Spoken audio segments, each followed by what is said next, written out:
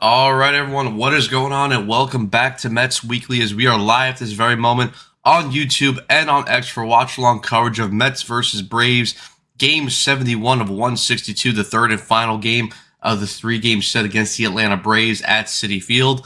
Before we start, make sure to subscribe for live episodes of the Mets Weekly podcast following every single regular season series. For those of you watching or listening on playback and want to join the conversation in the future, make sure to turn on post notifications to know when we go live. Make sure to follow Mets Weekly on X and TikTok. Follow us individually. The links are all down below in the description. And guys, one more time, just to comment on it just before we get into this live stream. Make sure you guys are on the lookout for tomorrow because, of course, after this series wraps up, there will be a new edition of the Mets Weekly podcast where, of course, Carson, Andrew, and maybe Frank, again, all depending on scheduling, will be live tomorrow to discuss this Mets versus Braves series. Obviously, right now, through the first two games, the Mets took the opener. The Braves took the second game of the series yesterday afternoon. And obviously, today is the last game of this series, and obviously we'll see what happens. If the Mets win, obviously they take the series 2 out of 3. If the Braves win, obviously the Braves take the series 2 out of 3. So it's the rubber match. Obviously we'll see what happens ultimately, but listen, like we've been talking about before, if the Mets do want any type of way to salvage their season and to turn things around, they're going to need to take games against this Atlanta Braves team because, of course, they are chasing them for the division, even though if the Mets do hypothetically get themselves back into a playoff chase, I don't see them winning the division. I just think they're too far back. The only thing that they can realistically only catch up now is the wild card. And listen, they're only 5.5 games out of a wild card spot right now. Obviously, right now we need to take things one game at a time. You know, you can't make up all these games all in one swing, all in one game. You just have to take it game by game. But listen, for this Mets team, we've talked about it all year. Their lack of consistency has hurt them in a way because, again, we've seen them beat good teams and then go against bad teams, and then bad or mid teams, and then they struggle against those teams, and then they end up losing the momentum that they gained off the back of beating those good teams. But again, we'll see what happens. The most important thing, though, this afternoon is that the Mets go up against this Braves team, beat them, take the series 2 out of 3. And then obviously move on to the next series, which I believe, looking ahead for the schedule after today's game, they start a three. Yeah, they go to Cincinnati and they start a 3-game set, or actually, yeah, it's a 3-game set against the Reds before they head up to Philadelphia to take on the Phillies for a series. So obviously we'll see what happens today, but yeah, Mets just got to go out there and win this game. Guys, before we head over to the comment section, just going to go through the starting lineups very quickly. So leading off and playing center field for the Atlanta Braves is Michael Harris II. Batting second and playing shortstop, Mauricio Dubon. Batting third and playing first base, Matt Olson. Batting fourth and playing second base, Ozzie Albies. Batting fifth and DHing the former New York Met, Dominic Smith. Batting sixth and playing third base, Austin Riley. Batting seventh and playing right field, Eli White. Batting eighth and playing left field, we have Yastrzemski. And then batting ninth and catching, we have Leone. And then on the mound for the Braves is Bryce Elder. Looking at the best side of things, leading off and playing center field, we got Carson Bench. Batting second and playing shortstop, Bo Bichette. Batting third and DHing, Juan Soto. Batting fourth and playing first base, Jared Young. Batting fifth and playing center field, AJ Ewing. Batting sixth and playing second base, Marcus Semien. Batting seventh and playing third base, Brett Beatty. Batting eighth and playing left field, MJ Melendez. And batting ninth and behind the dish for the Mets, it is Luis Torrens. And of course, on the mound for the New York Mets, looking for a huge comeback or looking for a huge bounce back start, it is Freddie Peralta. So a couple minutes away from first pitch. Let's see what you guys are saying in the comment section. Two Cats, what's going on? What is up, Matt? Let's go Knicks, baby. Champs. Now let's go Mets. Yes, obviously, we saw last night the Knicks, they went to San Antonio. They won Game 5, and for the first time in 53 years, for the first time since 1973, they are NBA champions. And what a season, what a run.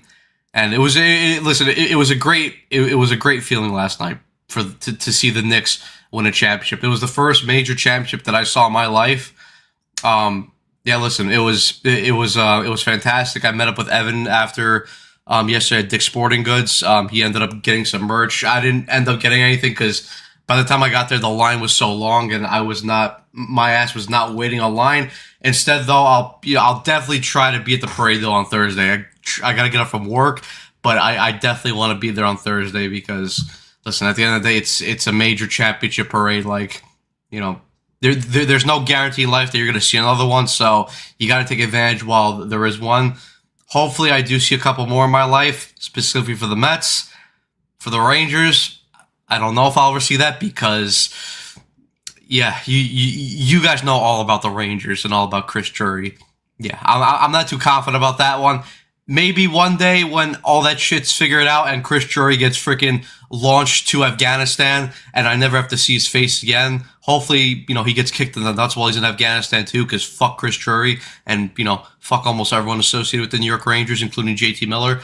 But I mean, yeah, we'll see, we'll see what happens. Hopefully also Manchester United, maybe in the next couple of years, maybe even next season, we can maybe win the Premier League title. Who knows, but we'll see. But hopefully, hopefully this is the first one of many of championships that I get to see. But who knows? You got to cherish each one that you get. King Jalen, yes, Jalen Brunson, the captain. That's a real captain, not like that, phony JT Miller. And again, fuck JT Miller. Punt lineup yesterday, but Dozonomics, absolutely. If they can get any type of momentum and start taking 3 wins for every loss consistently, they could easily catch up for the wild card. Lots of very mediocre NL teams, absolutely. 1986, what's going on? If OG were to throw out the first pitch today, you think they would show it live, right? I hope they would show it live. Two Cats again saying, I had no doubt San Antonio will be a dynasty. Their whole team is younger than me. And 1986 saying, I was at my senior prom when Mateau scored that goal. Half the class was Devils fans, half was Ranger fans. Fun time. It was definitely a fun time. I mean, listen, for me, I got to see them make that Stanley Cup final run in 2014. Obviously, there was a couple other runs where 2012 they made that conference final. 2015 they made that conference final. Obviously, the 22 and 24 team, even though I have much more... I like the 2012 to 2017 Rangers teams a lot more than the current iteration of those Rangers teams that we just watched for multiple reasons. This last group didn't do it for me. I just don't really like them. But I mean, listen, and obviously 2015 too, we saw with the Mets where they made it to the World Series, lost in 5 to the Royals. And then obviously a couple years ago where they went to the NLCS and lost to the Dodgers in 6 games. 2014 was painful, and then we got to watch the Mets lose a year later. Yeah, that sucked. Does Keandre Miller win a cup tonight? I don't know. We'll see. Obviously, Carolina's up 3-2 in that series. Game 6 is in Vegas. I think Vegas will win tonight. I think they'll force Game 7. And then, listen, when you go to Game 7, anything can happen. But, listen, Keandre Miller could very well lift himself a cup. It could happen. Which, listen, if he does, good for him. But, I mean, also, there's a couple other guys on the Carolina team that I do like. Jacob Slavin, that's a guy that I love to watch personally as a defenseman. Just your your stereotypical defensive defenseman. Doesn't put up a lot of points, but you know what? He's so reliable on the back end that that when he's on the ice, the other team is not going to get a lot of chances. Before that, though, look at the best defensive line. Freddie Peralta on the mound, Trent's behind the dish, Beatty at third, Bichette at short, Semi at second, Jared Young at first, and the outfield from left to right, Melendez, Ewing, and Carson Bench. Sean Walker, obviously, that's a guy that I like. That's the guy that I wanted the Rangers to sign, but of course, Drury had to sign Brian Lindgren instead to a longer deal. Eric Robinson is another guy. Obviously, that's one of Evans' guys, but Eric Robinson, hell of a fourth-line player. I love to watch, his game, but I mean... Yeah, listen, if Carolina does win the Cup, then, good for them. Obviously, it'd be their first one in 20 years because, obviously, they won their last one in 2006 after they beat the Edmonton Oilers in 7 games. But, guys, here we go. Game's about to lead off. Michael Harris, obviously, is leading off, batting .303 this year. Peralta on the mound as he's about to throw his first pitch. Obviously, the Mets are wearing their road alternate blues with the script New York across the front, which I do like these jerseys. I do definitely need to get one eventually for myself.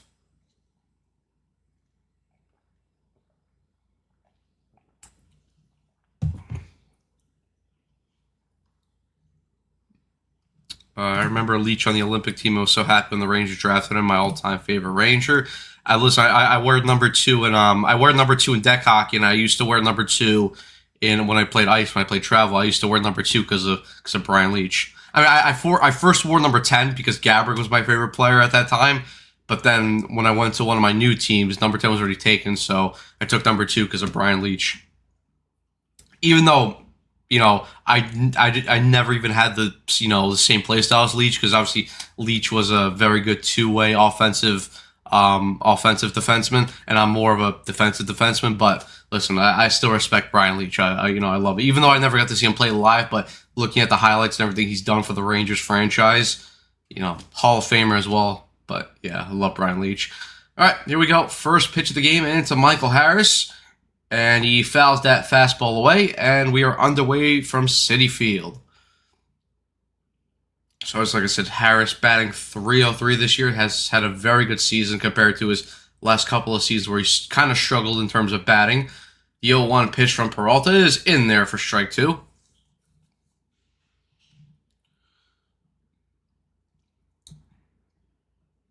No, deck hockey's not played on rollerblades. We run. The 0-2 pitch, and that slider is fouled away.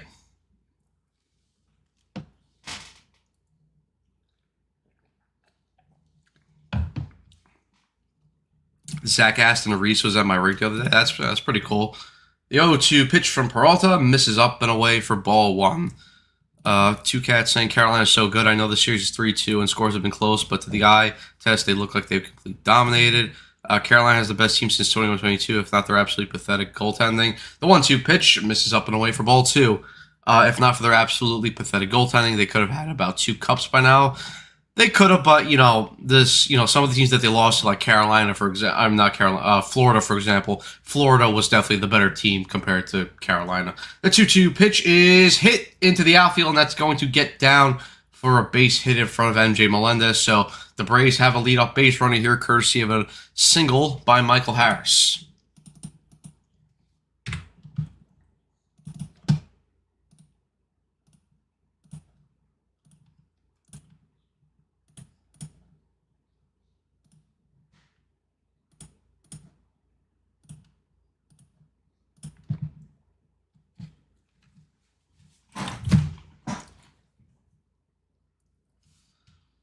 All right, first pitch from Peralta here to Dubon, misses up and away for ball one.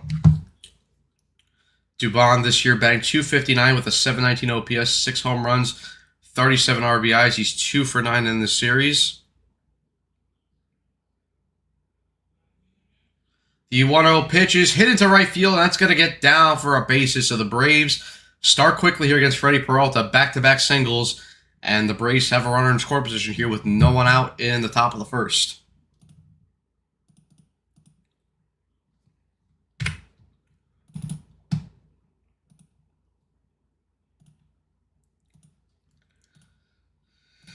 So not a great start here for Freddie Peralta. Not ideal at all. And now the RBI machine, Matt Olson himself, will come up with runners on first and second and nobody else. Surely this will go in favor of the Mets. First pitch to Olson, misses up and away for ball one.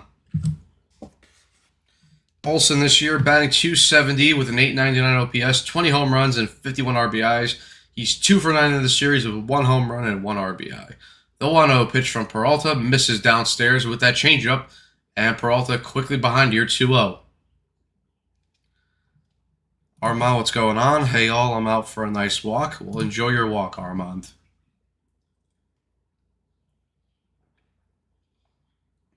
The 2-0 pitch is swung on and missed on that changeup, and now the count sits at 2-1. I need to get into men's. Need to get back into men's ice hockey. Yeah, I have to find the what's it called? A beer league team too for ice hockey. The 2-1 pitch is swung on and missed for strike two. Sorry, and Peralta gets the count back to 2-2.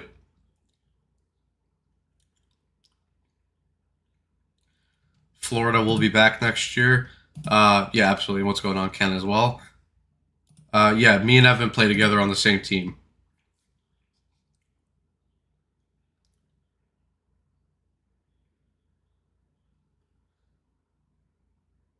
The 2-2 pitch from Peralta, and that's fouled away by Olson.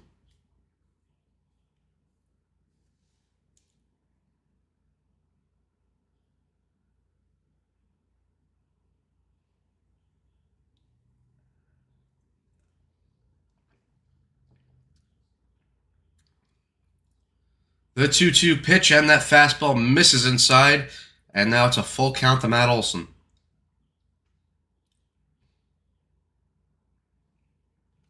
Hornet, what's going on? Boomer Esiason used to play beer league. Yeah, one of my dad's friends actually, he got to play with Boomer one time in ice hockey. 3-2 pitch, and that ball's hit on the ground through the hole. Base hit. That ball rolls into right field. Harris will hold at third base. No one will come around to score. And just like that, 3 straight singles to open up the ball game. And the Braves have bases loaded with no one out here in the top of the first. And Ozzy Albies will now come up. That's a nice start.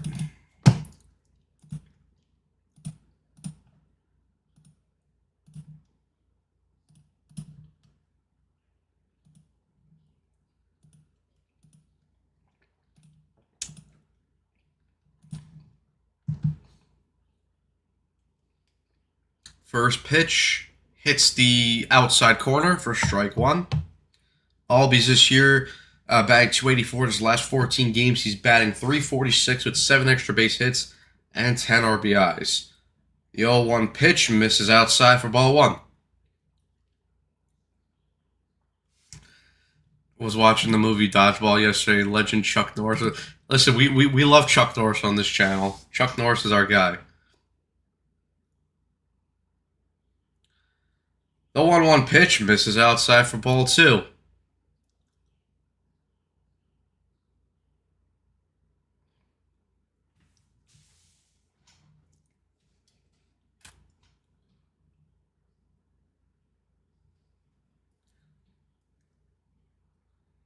The 2-1 pitch is popped up. Beatty will go after that, and it will go into the seats for a foul ball.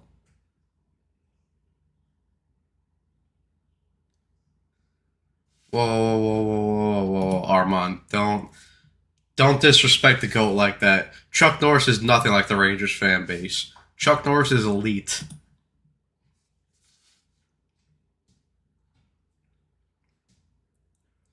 The Rangers fan base sucks.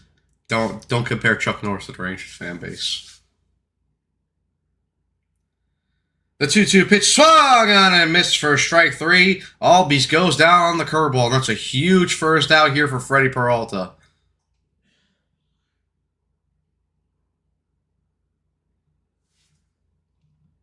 I worked yesterday till 9 o'clock or 9:15, so I watched the start of the game on my phone at work, and then I finished the game at home.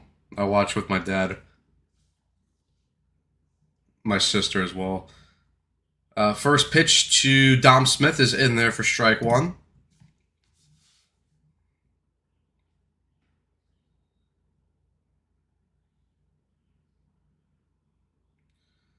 The 0-1 pitch misses up and away for ball 1.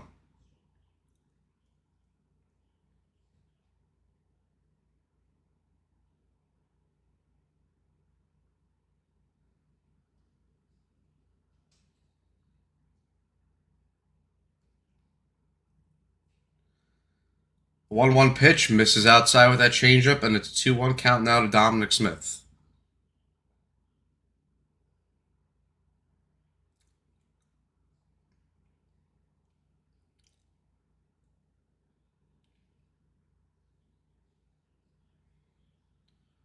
Two one misses outside. 3-1.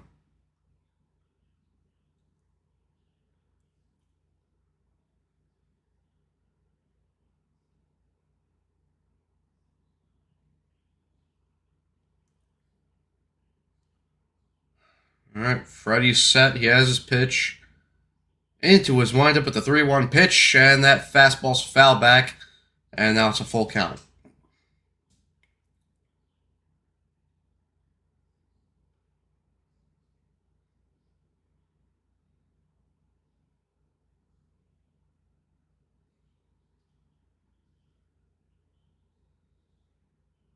There's a look at Carson Bench. Obviously in center field today for back-to-back days.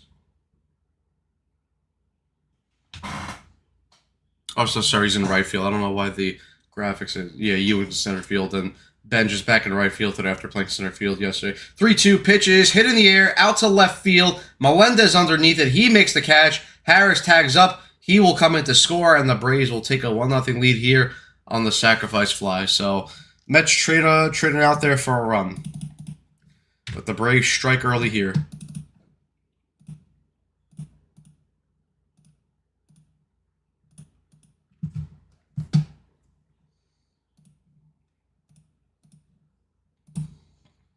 All right, and now Austin Riley will come up with men on first and second with 2 outs. What's going on, NG? Let's go. Let's fucking go Knicks. Absolutely.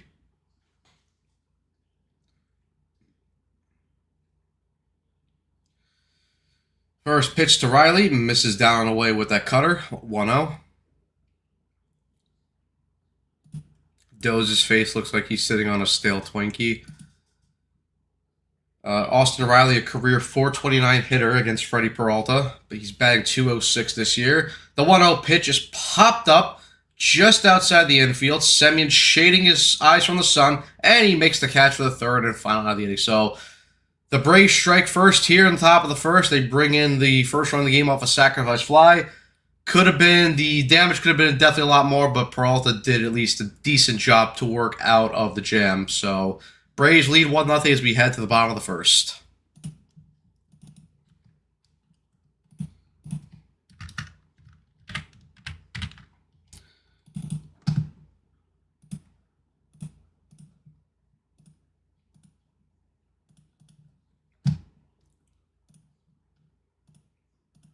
Let me get the scoreboard update for you guys.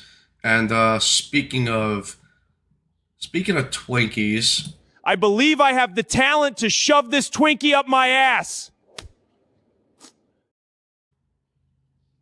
Does have the talent. You heard it there first, guys. Doze's chin recedes more with every loss.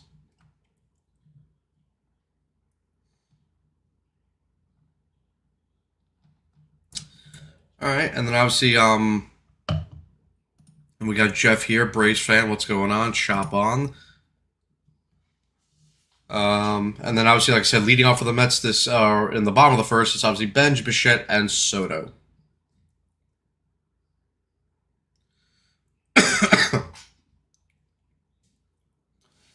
We also got 52 of you guys watching the live stream right now. So as always, guys, make sure you guys hit that like button, subscribe, share.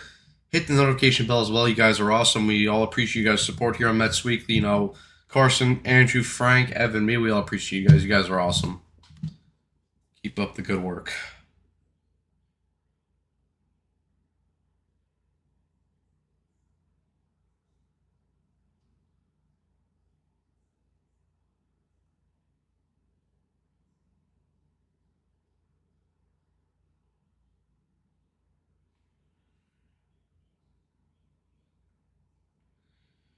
All right, now here's Benj as he's about to lead off the ball game.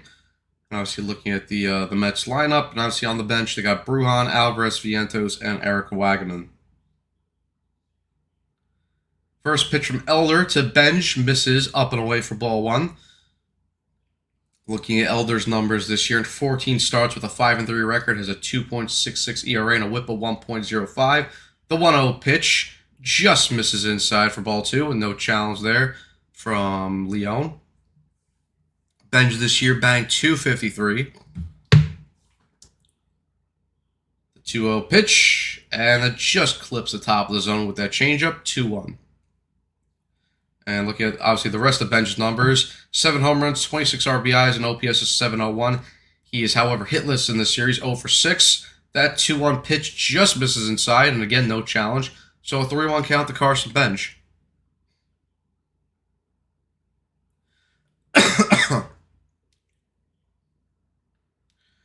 The 3-1 pitch, and that just catches the knees for strike 2, and it's a full count to Benj. Obviously, looking at the umpires today, Roberto Ortiz behind the dish, Jim Wolf at first, Alan Porter, the crew chief, at third, and John Bacon behind second base. The 3-2 pitch misses inside and just barely misses Benj as well. So that's ball 4, and Benj leads off the inning with a walk. So good AB there from Benj. And looking at the Braves defense, obviously Bryce Elder on the mound, Sandy Leon behind the dish, Austin Riley at third, Dubon at short, Albies at second, Matt Olson at first, and the outfield from left to right, Yastrzemski, Harris, and Eli White.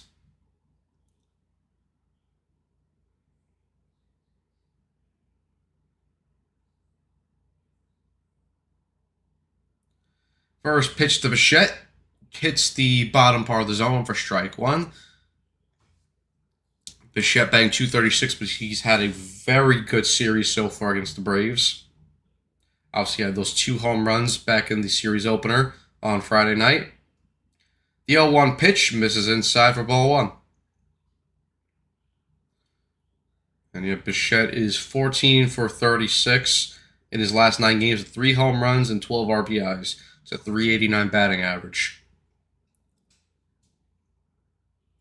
The 1-1 pitch is fouled up the third baseline. Count now 1-2. Did they change the pitcher today? Holmes is on the thumbnail.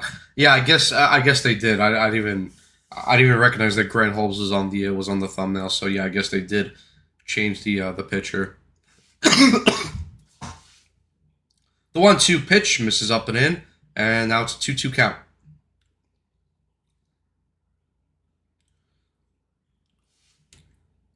Don't follow the NBA, but good for you. Thank you, Jeff.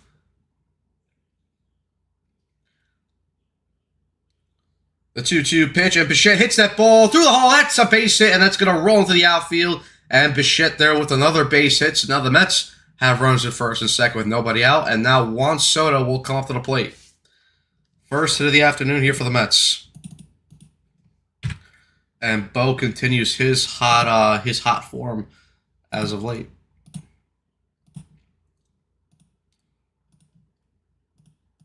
All right, now here's Juan Soto. This season made 287, 15 home runs, 32 RBIs, and OPS of 937. And he's a career 3 for 7 hitter against Elder with 1 home run and 1 RBI.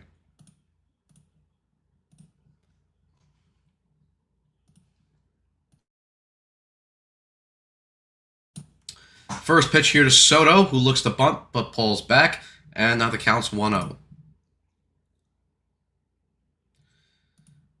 All right, Matt, got to do some things. I got to go. Good seeing you again. Let's go Mets. Let's go Knicks. Absolutely. See you again. 2 Cats. Have a nice day. 1-0 pitch. Soto bunts again and taps that. Why are you bunting? Soto goes to first base and Benj is thrown out of third. Why are we bunting? Why? Whoever tells Soto to bunt needs to be kicked in the fucking nuts. They need to be kicked in the nuts.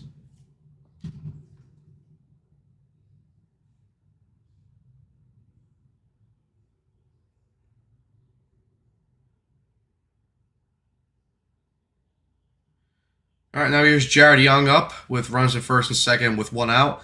That pitch misses up and away for ball 1. Jared Young this season banged 268 with 4 home runs, 9 RBIs, 830 OPS. He's 0-5 in the series. 1-0 pitch misses up and away again, 2-0.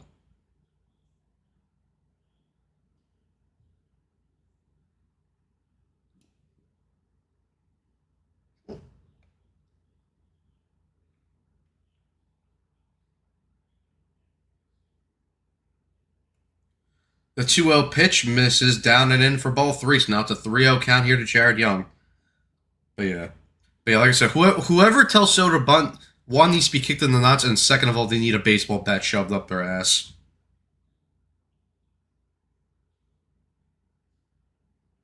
The 3-0 pitch to Jared Young, and that just clips the outside corner for strike 1.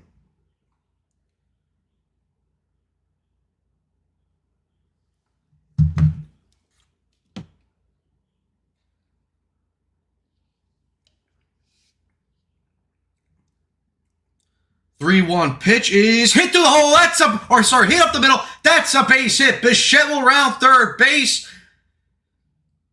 Soto will go over to third. Jared Young with an RBI single, and the ball game is tied at 1 here in the bottom of the first.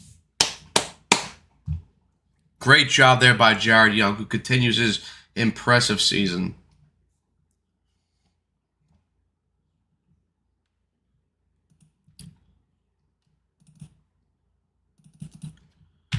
Good AB there by Jared Young. Got the count in his favor, 3-1, and he took that ball right up the middle for an RBI single. Excellent piece of hitting. All right, and now AJ Ewing will come up with 1 out and runners at the corners.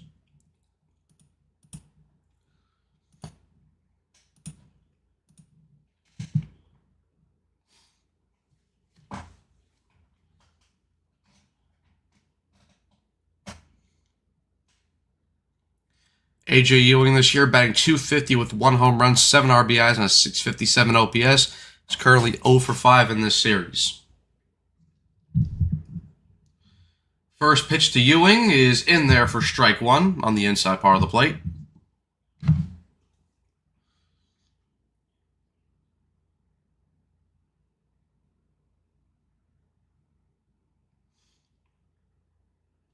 The 0-1 pitch misses outside for ball 1.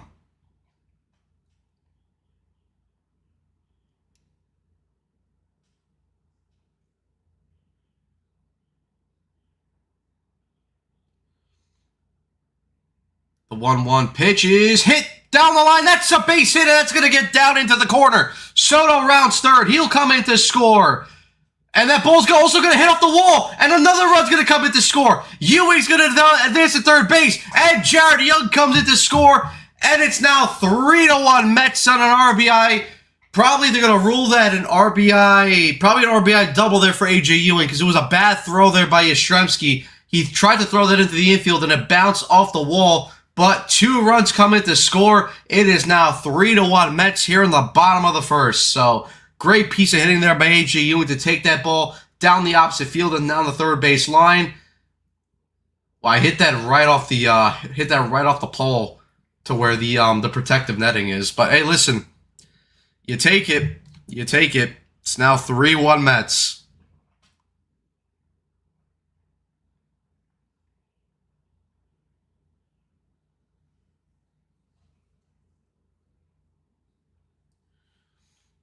We got Carlos Mendoza now out arguing with the umpires. Not sure what this is for.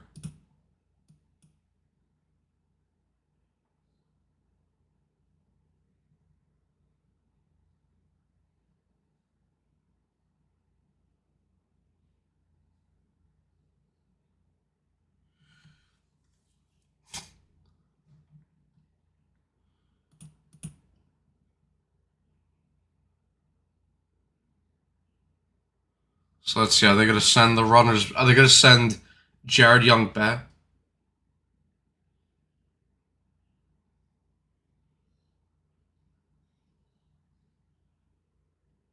Okay, so all right. So it looks like all 3 or the 2 runs that came in to score will stand. So it looks like it will remain 3-1 Mets.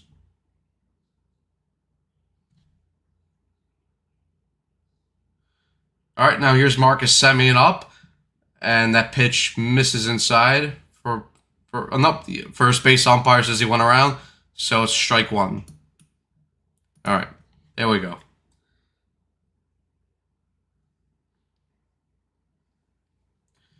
All right, there we go. That clears up all the confusion. The 0-1 pitch and Semien goes around, and now it's an 0-2 count.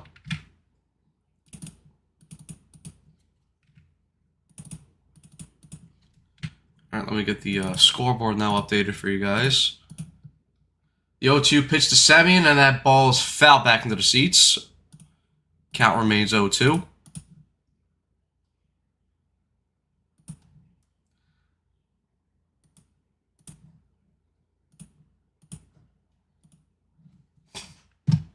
The 0-2 pitch, and Semien rips that ball down the third base line, but foul as it goes off the netting. Never sit Jared Young for Vientos again. He shouldn't. Paul is in play. If that ball went to the crowd, Ewing would have been awarded home plate. The 0-2 pitch misses up and in for ball 1. That was a horrible throw. It would have gone into the dugout. It was a bad throw by Yastrzemski.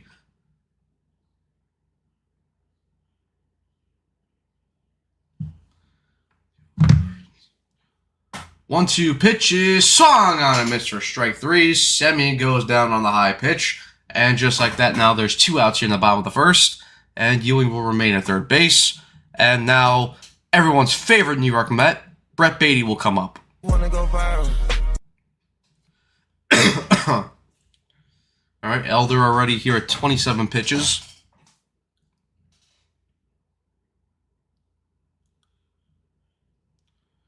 First pitch to Baty, and he rips that ball up the middle, base hit. A.J. Ewing will come at the score. Brett Baty with an RBI single, and now the Mets lead at 4-1. She wanna go viral. Good piece hitting by Baty. Got a hittable pitch and took it right up the middle. 4-1 Mets now in the bottom of the first.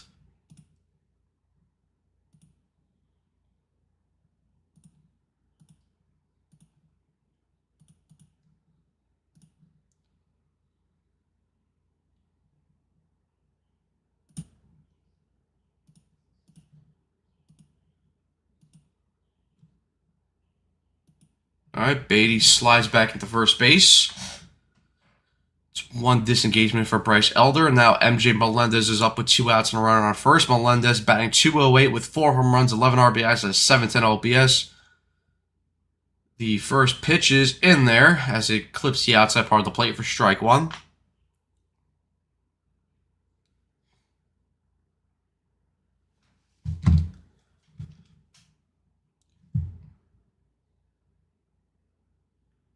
The 0-1 pitch misses up and in for ball 1.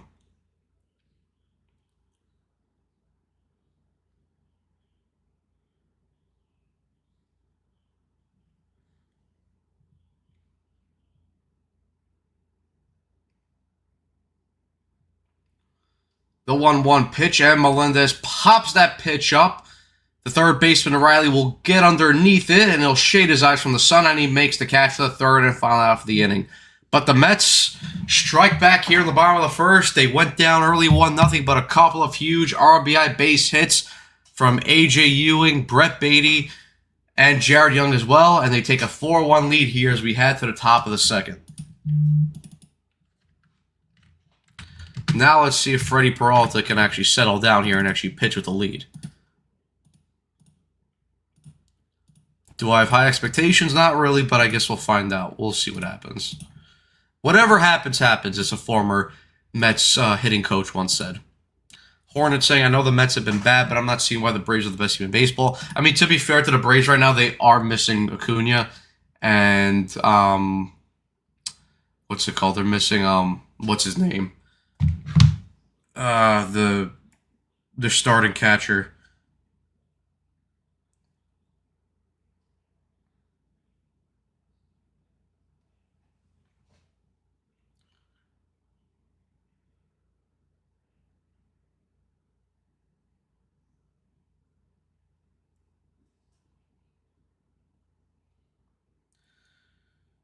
And for any football fans in here, or soccer, I know, because some people don't call football, but Germany is currently up right now on Curacao 4-1, just at the start of the second half in the World Cup. So, not a surprise that Germany is kicking the shit at Curacao.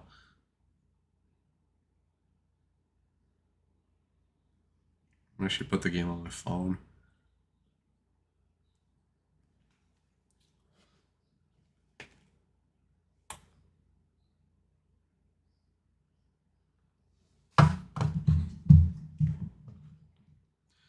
Alright guys, but now we are back here for the top of the second. And Austin Riley made the last out.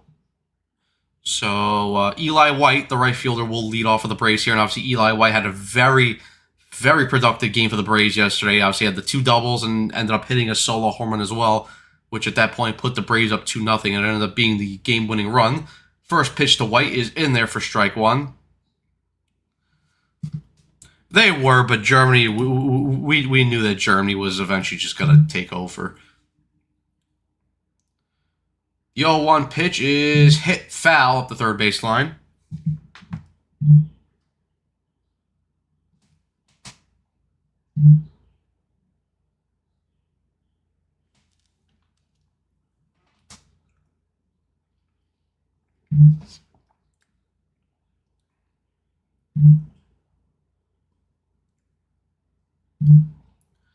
The 0-2 pitch misses outside with that sweeper for ball 1.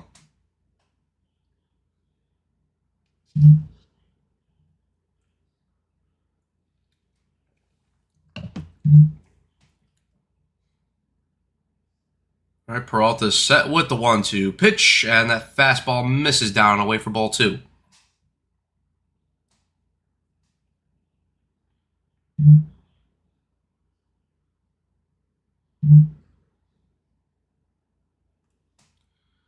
The 2-2 pitch from Peralta is fouled back by Eli White.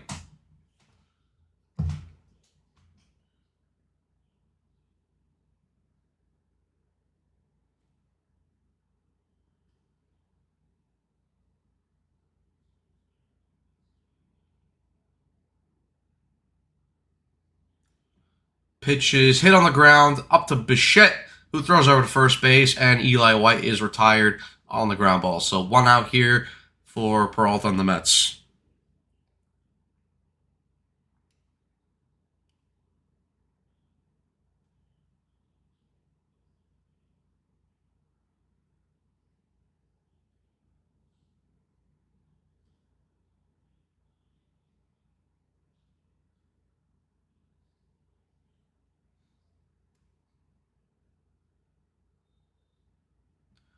All right, now Yastrzemski is in here, and that first pitch fastball misses down and in for ball 1.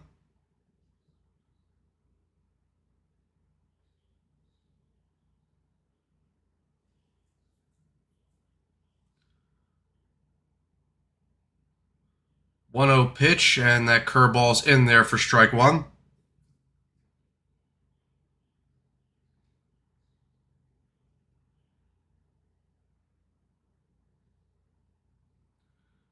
The 1-1 pitch is fouled away for strike 2.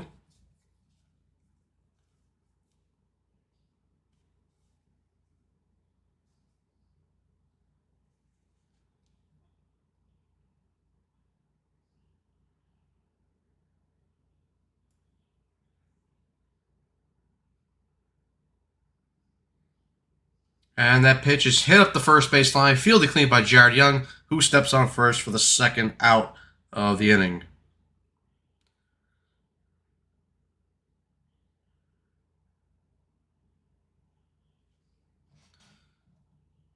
Can you imagine being a Turkish fan having to wake up at 6 a.m. on a Sunday to watch your team lose to Australia? Yeah, they got beat pretty bad yesterday. Only the second inning. What's going on, Daniel? Yeah, it was a bit of a high, not really, well, at least for the Braves, not high scoring, but they had a lot of traffic on the bases because they had the bases loaded with nobody out, and they ended up getting the 1 run on a sacrifice fly, and then the Mets obviously put up 4 runs in the bottom of the first. Now here's Sandy Leon here, who's behind the count 0-1. He's 0 for 3 in the series. 0-1 pitch misses outside for ball 1.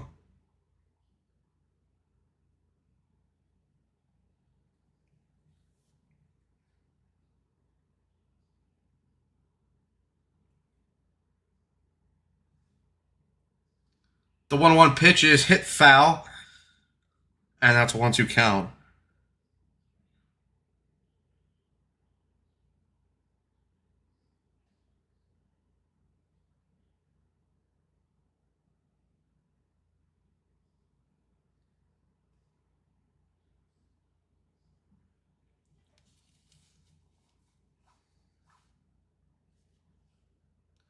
One-two pitch misses for ball 2.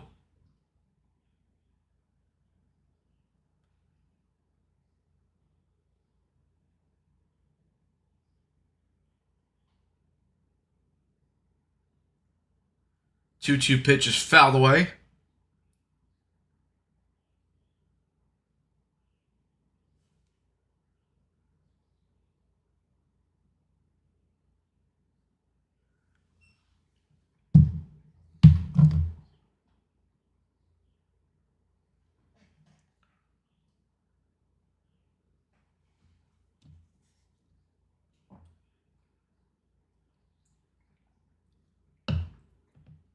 The 2-2 pitch from Peralta to Leon is popped up, and it will go into the seats foul.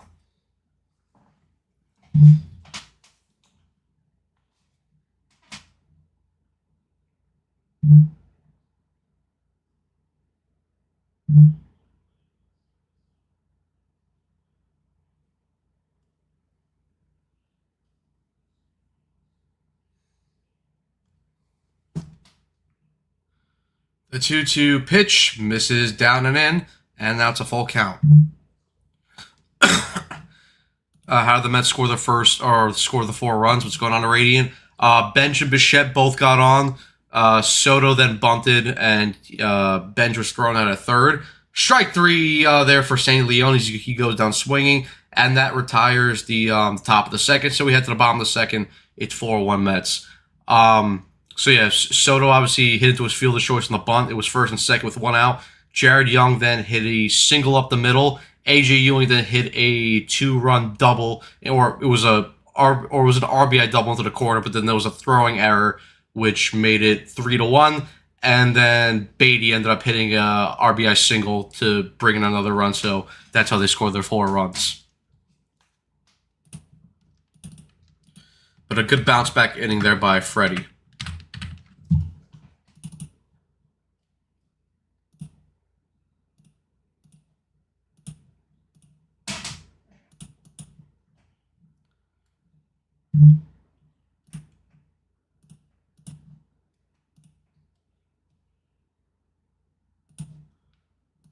All right, Andrew, what's going on? How would a shark wear a birthday hat? On his head or the fin? Probably on his head, I'd imagine.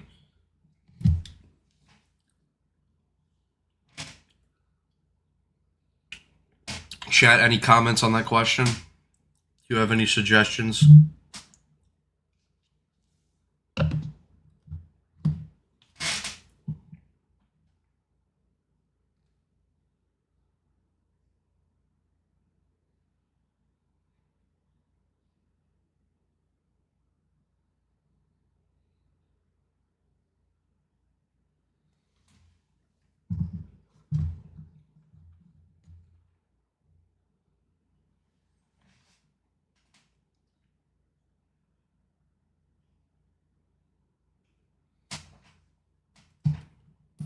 Fuck James Dolan.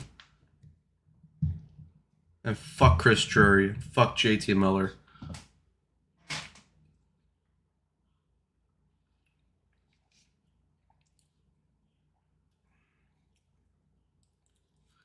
All right, now here's Luis Torrens, who will lead off the bottom of the second here as the 9-hole hitter.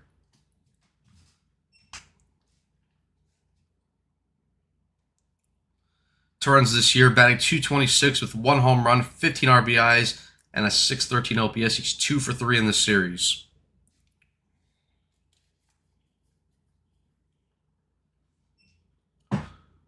First pitch to Torrens misses upstairs for ball 1.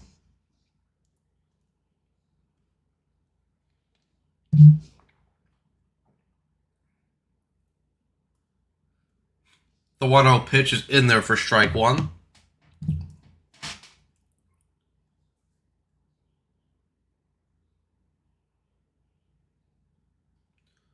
The 1-1 pitch is in there for strike 2 on the changeup.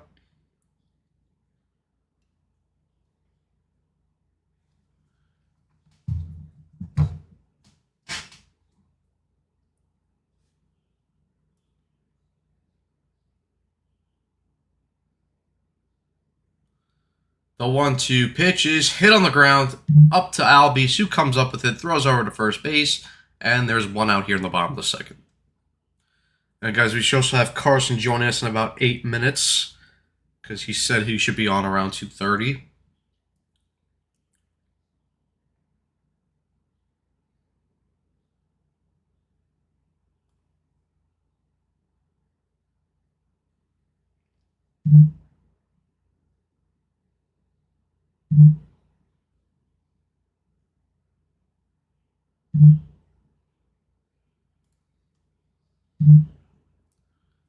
First pitch to Benj, who walked in his first AB, and he fouls that pitch off, so 0-1.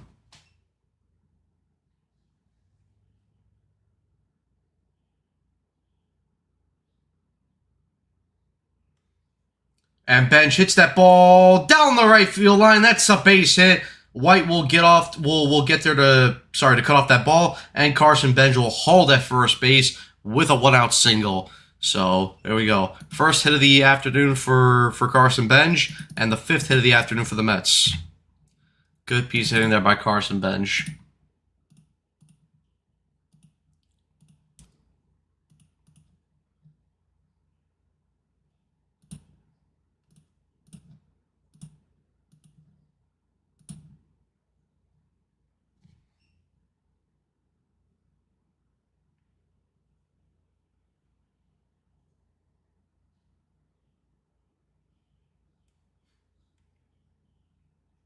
All right, now here's Bo Bichette, who singled and scored a run in his first AB. He's down the count 0-1.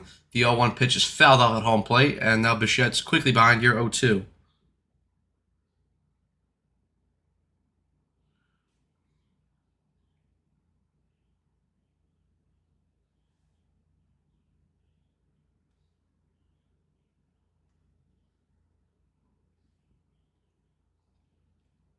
The 0-2 pitch, and Bichette goes down, swinging and missing on the cutter for the second out here in the bottom of the second. And now Juan Soto will come up.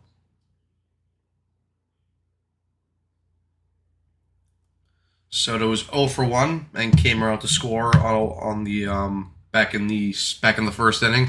Obviously had that bump for a fielder's choice.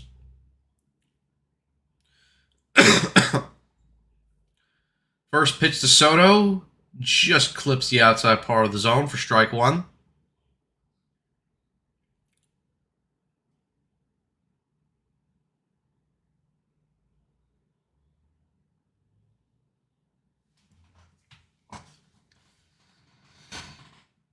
Elder throws over to first base, but Bench is back in safely.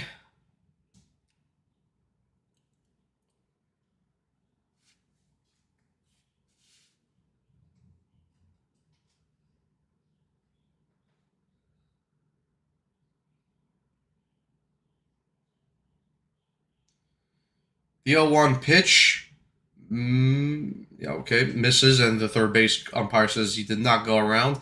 So it's a 1-1 count here to Soto.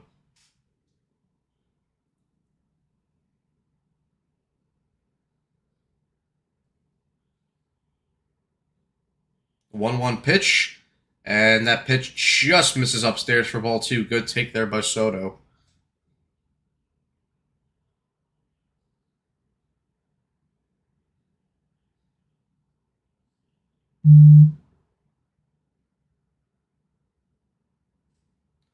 The 2-1 pitch, and Soto hits that ball up the middle for a base hit. Bench will round he'll round second base. He'll hit the third base. Juan Soto with a single there, and now the Mets have runners at the corners with 2 outs. That's their 6th hit of the afternoon. The first hit of the afternoon for Juan Soto, and now Jared Young will come up. Good piece of hitting there by Soto.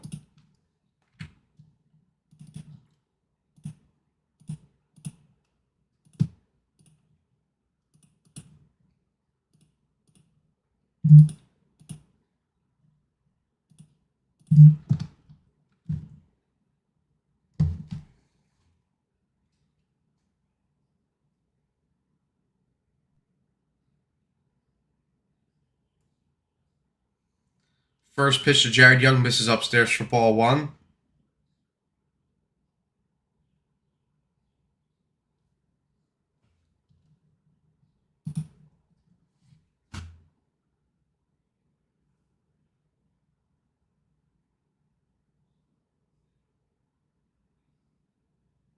The 1-0 pitch just misses for ball 2.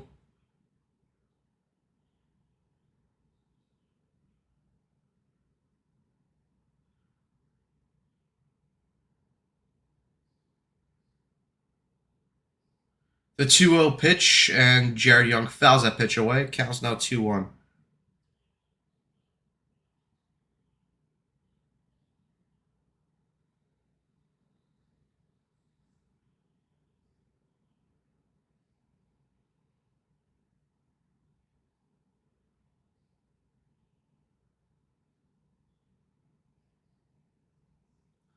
The 2-1 pitch, and that Looked like it missed up and in, but the umpire called it a strike and no challenger from Jared Young. So now it's 2-2.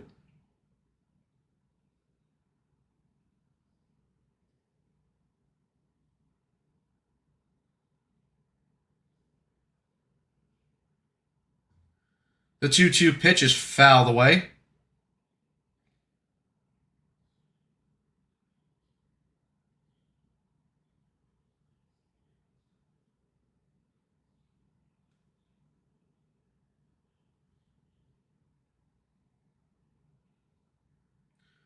The 2-2 pitch misses inside, and now it's a full count to Jared Young.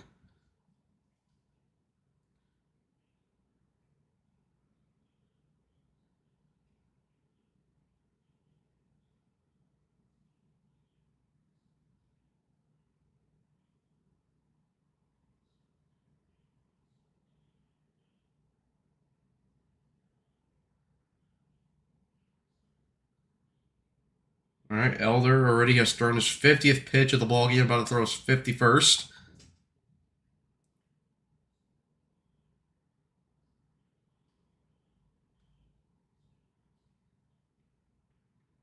And Elder steps off.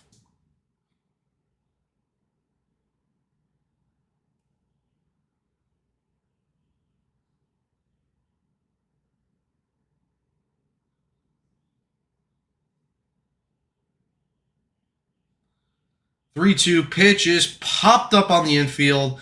Austin Riley will get underneath it, and he'll make the catch for the third and final out of the inning. So the Mets have a couple runners here on base, but they're unable to bring them around. It's 4-1 Mets as we head to the top of the third.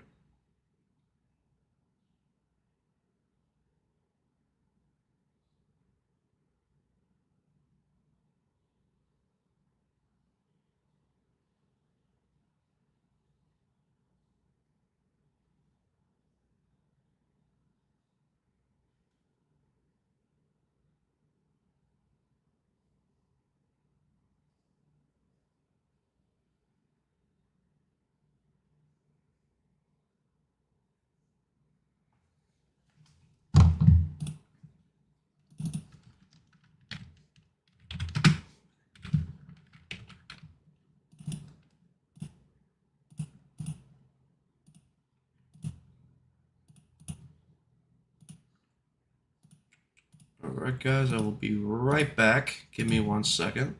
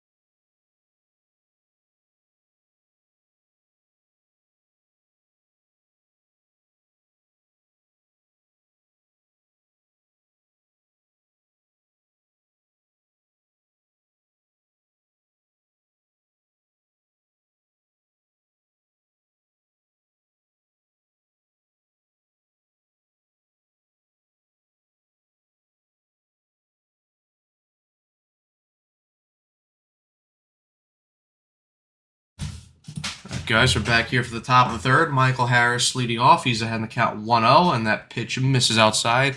It's 2-0, and now we have a guest joining us. It's Carson. What's going on, Carson? Hi. All right, 2-0 pitch is hit right at Sammy. Who catches it on the line, and that's 1 out in the top of the third.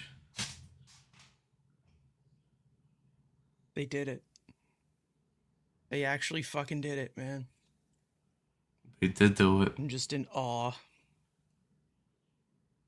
5-1 Germany. Yeah, 5-1 Germany.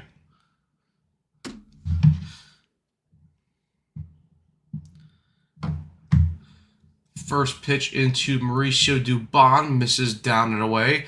Oh, bro, what, bro, get this Tottenham jersey off my screen. No one wants to see Tottenham. Tottenham Yeah, is shit. sure. The 1-0 pitch just popped up. Hornet knows, right, Hornet? Tottenham are shit.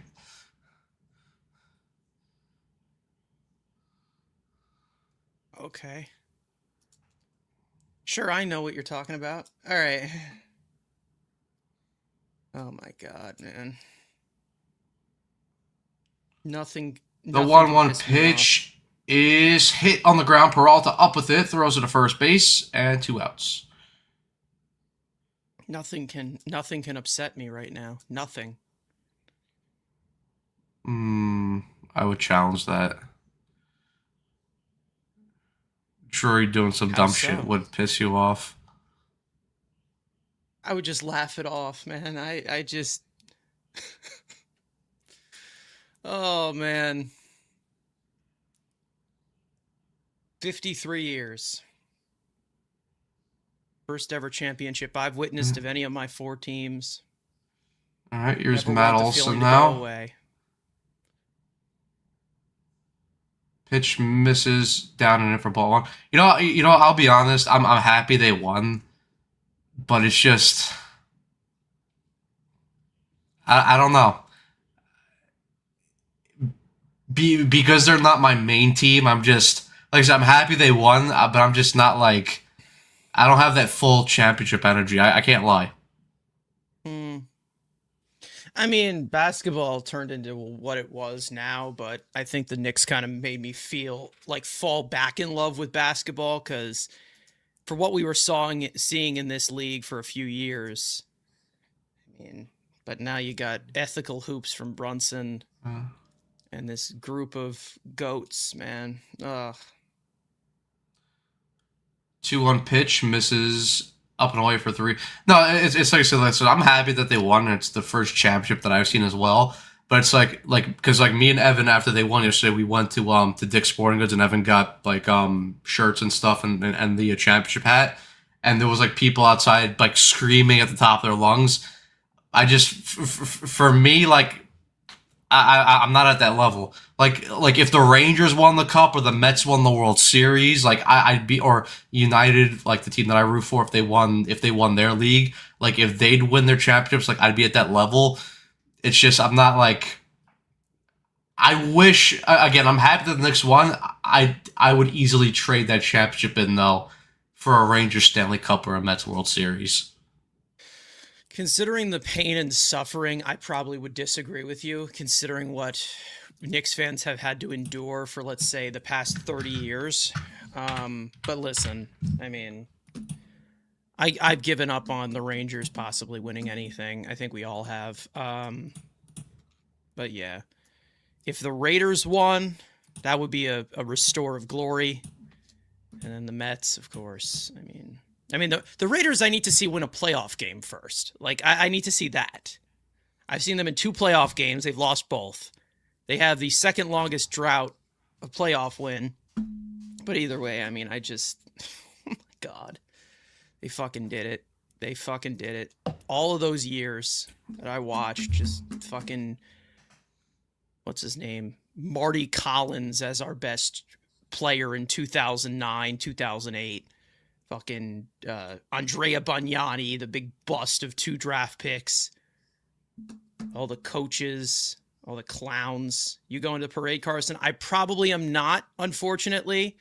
But I will be in full viewing pleasure of it, unfortunately, because I do have some stuff to attend to on Thursday, unfortunately. But I've been locked into all the videos on social media. I'm probably gonna go to the parade. Enjoy it.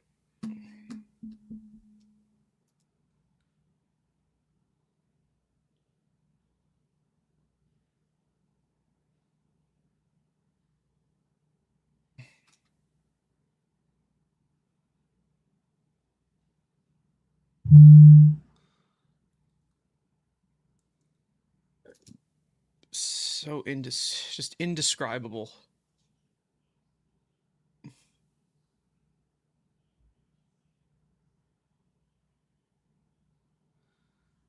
Matt, I'd like to meet you and get a pick and a beer or a blunt. I mean, I don't smoke. I'll get a beer with you. Yeah, I can't smoke. I get fucking paranoid when I smoke weed.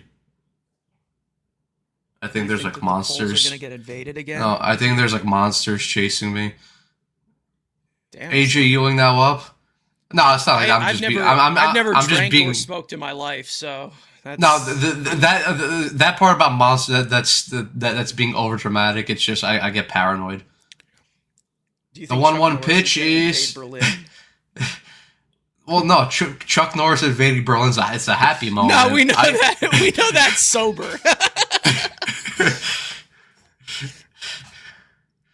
AJ with a base hit here to lead off the bottom of the third, 7th hit of the afternoon for the Mets, and the second hit I'm of the glad afternoon the for Mets AJ Ewing. realized, though, like on to the Mets. I'm glad that the Mets realized that Bryce Elder's not a good pitcher. That's really sick of them.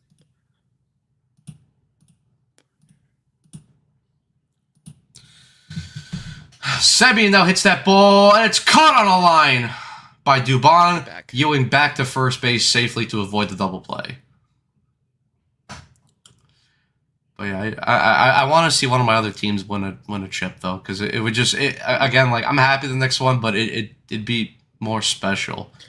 I'm 100% For me. invested in all four of my teams, so it's just special. It really is. She wanna go viral. Now here's Brett speaking of Beatty. special needs. Who had an RBI. Hey, he had an RBI single his last AB. Oh yeah, he did. First He's pitch. back. First pitch misses up and away for ball one. As the kids say, he's arrived. He took a 90-mile-an-hour meatball to center field. Yay! We're here for the delusion. Ewing They're back not in moving safely. me, I'm sorry.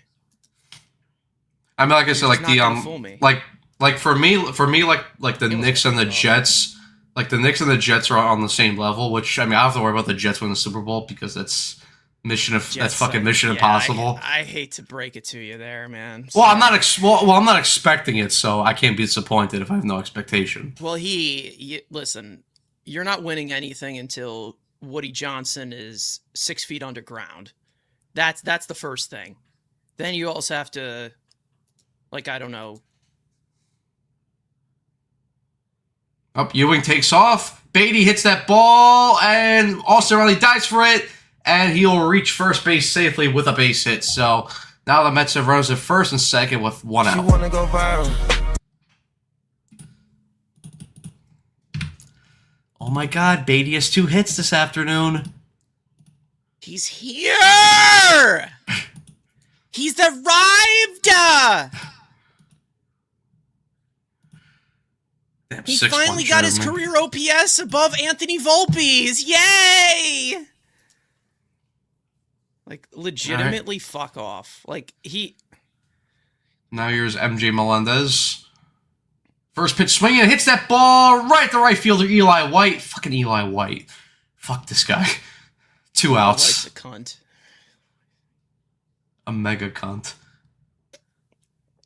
Go to an Applebee's. I mean, you probably can pick a better restaurant than Applebee's, but yeah, I'm extremely parish social though, because as the internet has told me, I am a huge loser. Don't you love when the internet tells you what you are? You know, I wonder. that's Wait, always- I wonder who told you. I wonder if there was a person from our comment section that said that. No, it wasn't a comment section. It's just it's usually the Twitterverse. Whenever Alright, now I say you're something about Brett Beatty. Here's Terens.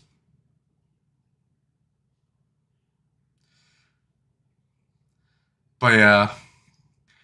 No, yeah, listen, the Jets are not winning until Woody Johnson goes away. Terens hits a ground ball over to first base, inning over.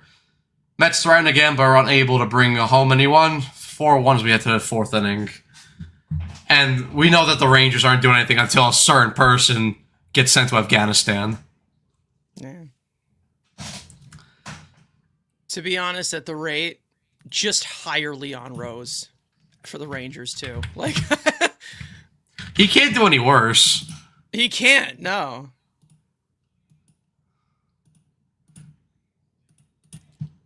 I just need a picture of Leon Rose and Chris Drury, of just Leon Rose, his like gerbil looking ass, mogging him because he's an actual winner. Drury probably thinks he's better than Leon Rose. He probably does, yeah. He's like, that'll be me next year.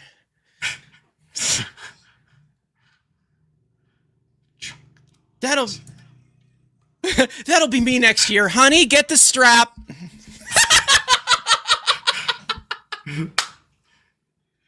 Fuck Drury, bro. Fuck him. And fuck JT Miller. Jalen Fuck Brunson's a JT real Miller. Jalen Brunson's a real captain. Fuck JT Miller. Fuck Jacob Trouba. Fuck Keandre Miller. I know he's about to win a cup, but fuck him.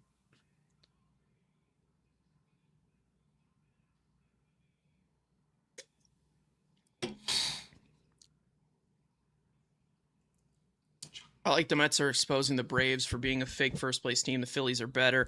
I'm going to drink bleach for saying that out loud. I mean, listen, this Mets team, if they actually got their shit together and showed consistency, they could do something. But can we actually weigh on that possibly happening? I don't know.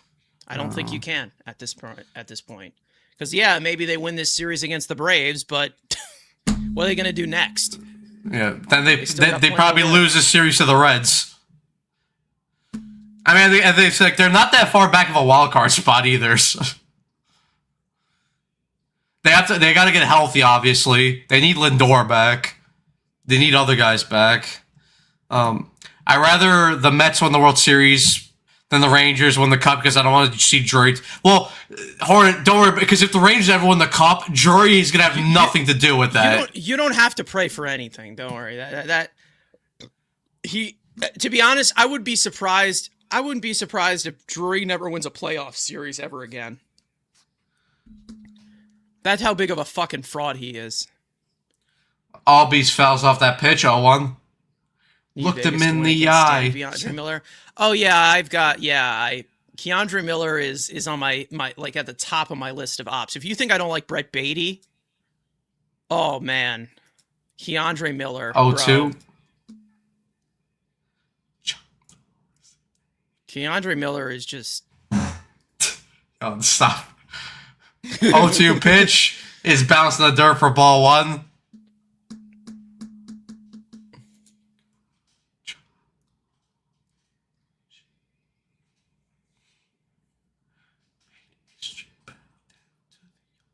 All I can say is 1-2 pitch, and Albies hits that ball right at Jared Young, who flips it over to Peralta. 1 out.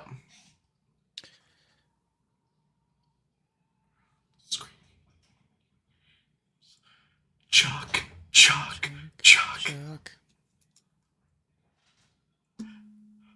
I hope Chuck Norris is at the offense is parade. better without Vientos or Alvarez in it.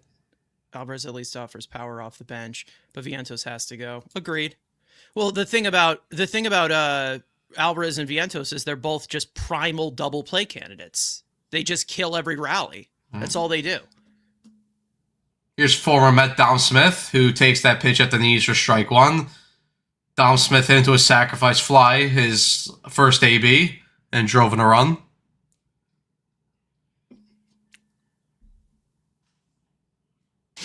Radiant. The 0-1 pitch is hit on the ground, sending over to his left, comes up with it, throws over to first base, 2 outs. There's the Dom Smith I know. Karate chopped.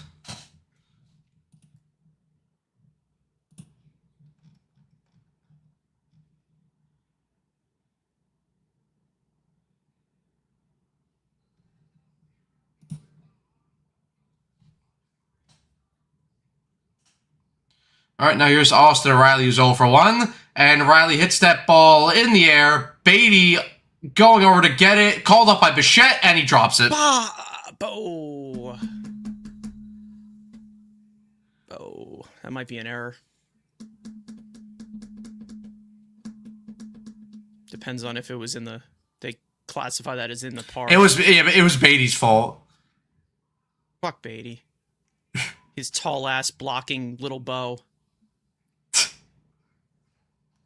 I don't know. Are they gonna call an E6 on that?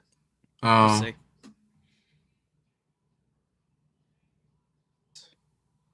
The 0-1 pitch, and Riley goes around on the sweeper. Count now 0-2. Talk about a fall from grace. Riley's 0-1 with a pop out his first AB. He's gonna homer after I said that.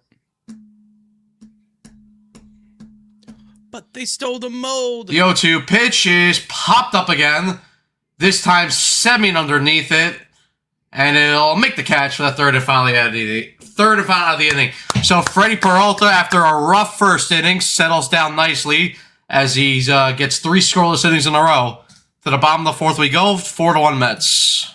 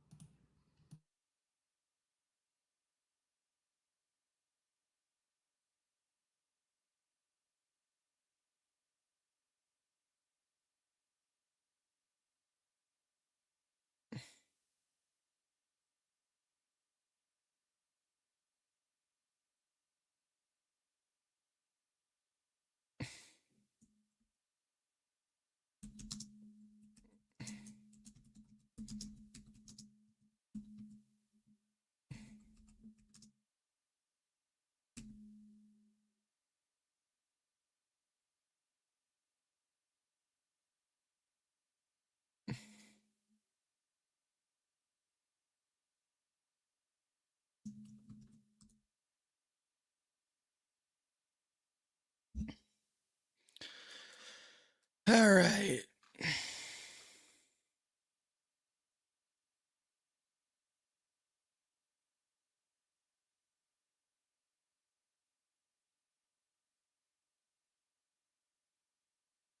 I don't think we can because we don't have a leader like JB. We have a bunch of people who's still trying to figure out who the hell they are this year. Yeah. Again, they could make a run. Does that mean that it will happen? Yeah.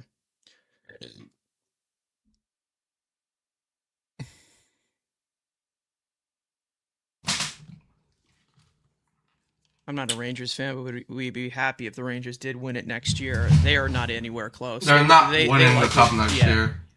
They're not winning anything. They won't win jack shit. They're a joke. Alright, Benj is up here. He's 1-for-1 with a walk and a single. He's got the count to 1-1. Yep. Thanks to The Rangers- how way that the team Rangers- ran. The Rangers are going to be a lottery team next year again. Yep. Probably for the next 3 years, to be honest. Who knows? Which is good because they want them to be a lottery team. Yeah. 7-1 gotta Germany. get- Fuck.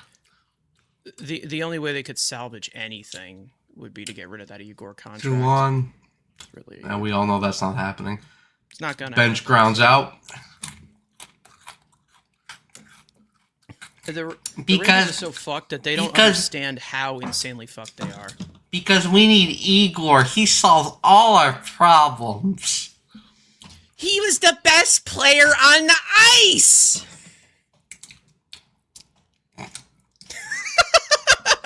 Hi, That Evan. what a fucking transition. Pool time.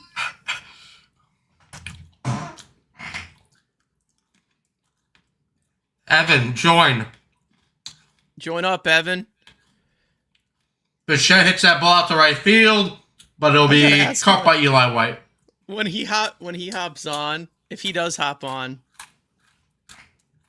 when he hops on, I gotta ask him a question that's gonna be funny. I came back to Ranger trash talk. I love it. Yeah, Armand, you're a Penguins fan, right? I remember you saying he's a Penguins fan. No, we're Rangers fans, and we hate that team so much. I can't. They are a disgrace.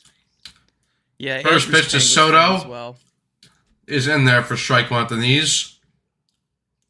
They lapped us after a rebuild that we sent them into. What a fucking joke. Oh, there he is. Pool time. Oh, dude.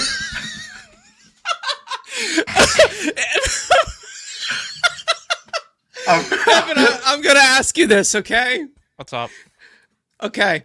How was your first goon session as an NBA champion? Yeah, quite the question, honestly, to start things off for the day. Honestly, it was really a good experience, and it's definitely something that I would love to do again. Hopefully, I'll get to experience it with some of my other teams. It'd be nice if I got to with this team or the Rangers, but unfortunately, that's not going to happen. Let me tell you, I mean, just a generational run. To tell you the Generational truth. strokes? Generational strokes. And if you didn't celebrate yet by doing that, you're doing it wrong. Like, that should have been first order of business. Right in public. Right in the Soto walks. eye of Dick's Sporting Goods.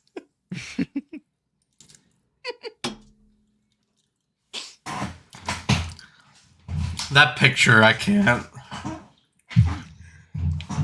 Pool time. Well, he's in the middle of us on the screen, so we can both take it. We can both take a dip as dinguses at one point. The vertical one's even fucking funnier. Jared Young hits that ball into left field, and it's caught by Yastrzemski on the run. Inning over. 4-1 Mets as we head to the top of the We're supposed to fifth. spend a Monday though, isn't it usually What? Monday when it's when we're at the pool?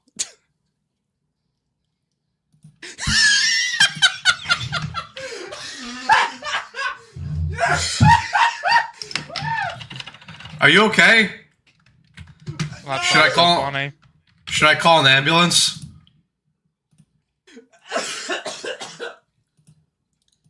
Oh my god! Dude, I can't. How many bunts today? Yes, Soto bunted and it was a fuck up. The power of OBS, bro. It really is just generational.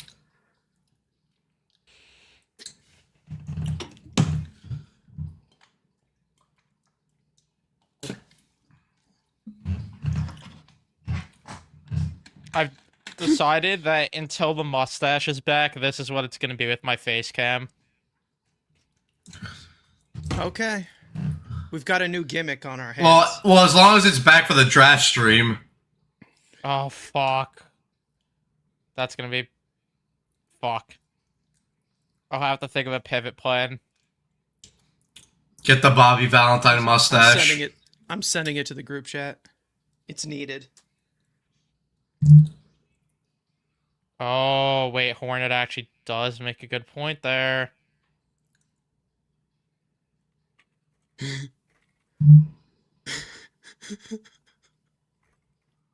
Binoculars down now. Binoculars down now.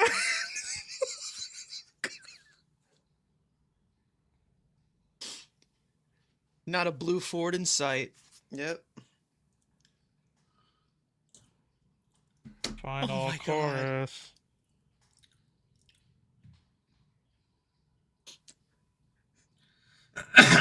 All right, Eli White to lead up the inning here. Dude, we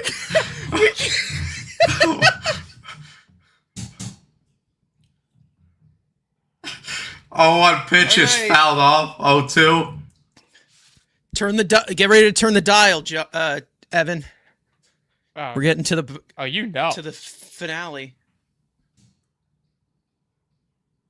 Splash.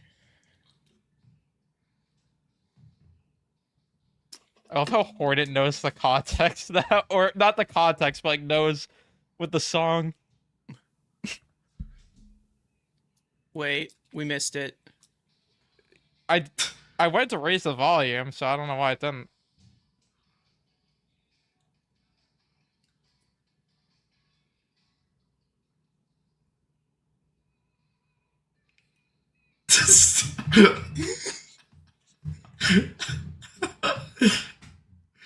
O2 pitch misses down and away from ball one. Scout that talent.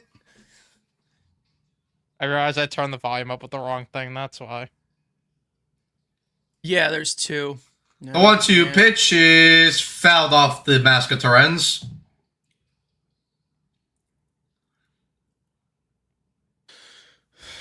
Oh my god, man.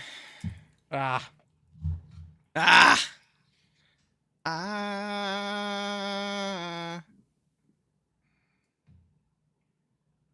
He put up a pool. The 1-2 pitch is fouled away.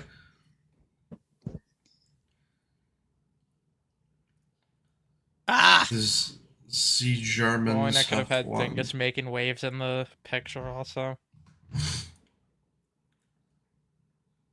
It's Dingus. The 1-2 pitch misses down and away.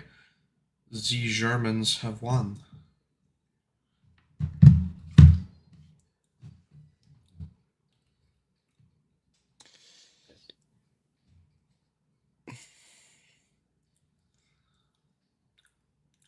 Two-two pitch is hit in the air out to center field. Ewing underneath it makes the catch for the first out.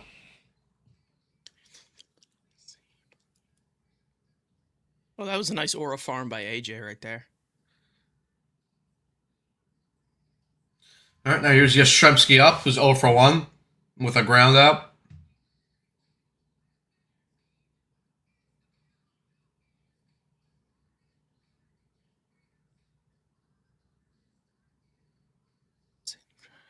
First pitch, curveball misses outside for ball one.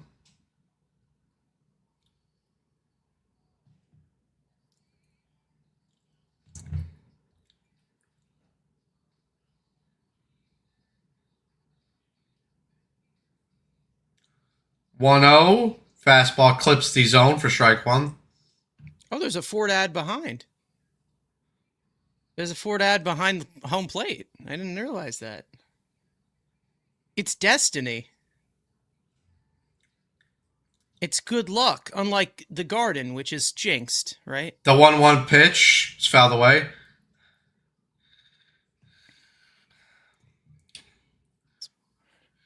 Do you guys have your rainbow lanyards? I wish I could turn this a little bit more conveniently because I'm trying to like do it to the beat of the song, but it wasn't working. The 1-2 pitch is Yeah, you might have popped to- up, but that ball will go out of play.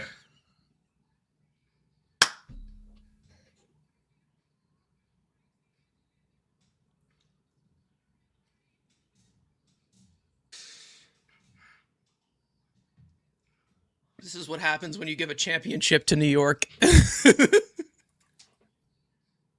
Friends till the end, one's got the island, the other's got the man. 1-2 pitch is hit on the ground right at Bichette, who throws over to first, and he got him for the second out.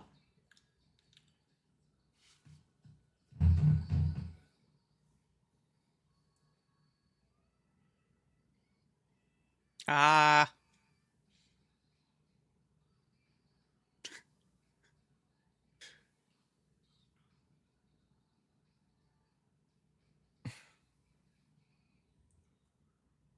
Oh my god.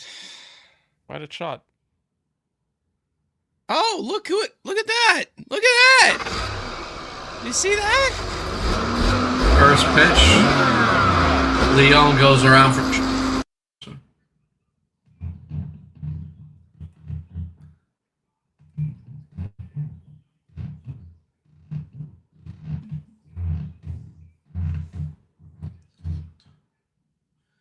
One 0 pitch misses inside 2-0.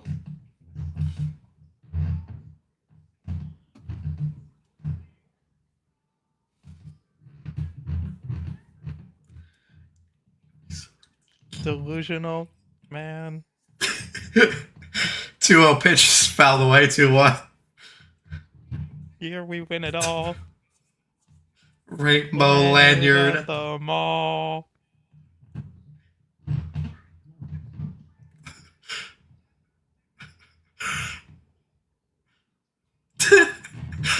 Two one pitch. It's hit on into the whole base hit. 2-out single.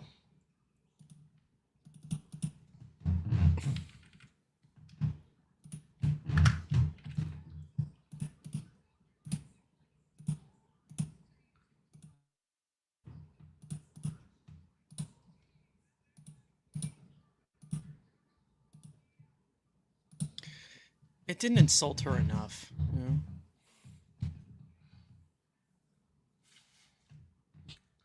All right, now here's Michael Harris, who's 1 for 2. First pitch misses outside for ball 1.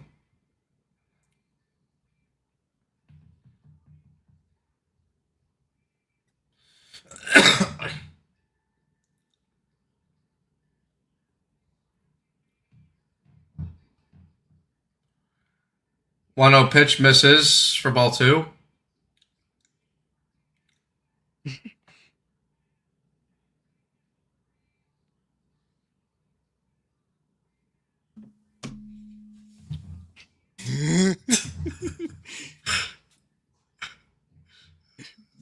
Refs rigged it. We was robbed again.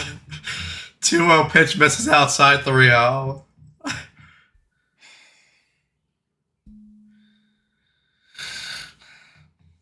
Oh. If you're asking who Troy's gonna take in the first round, Hornet, Keaton Verhove, because we can't have nice things. the defenseman from North Dakota who can't do anything but hit. Is he 6 foot 8? He's very tall. There you go. Tree!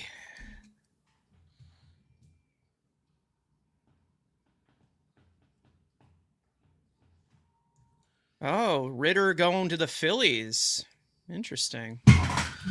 Wait, but the question is he 6'8" or is he 6'5"?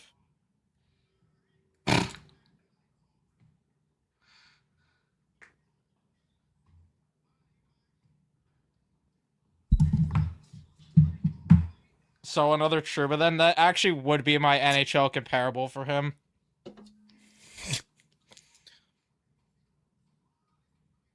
When I watched him, he reminded me of Truba. I don't get where people are saying Ekblad from with his player comp. Like, that's disrespectful to Ekblad. Ekblad has talent. I'm so tired of watching this guy Freddie talent, but pitch. talent. Wait, who? I'm tired of watching Freddie pitch. Oh.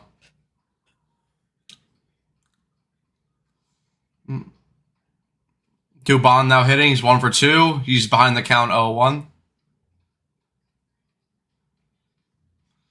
The 0-1 pitch misses in the dirt for ball 1.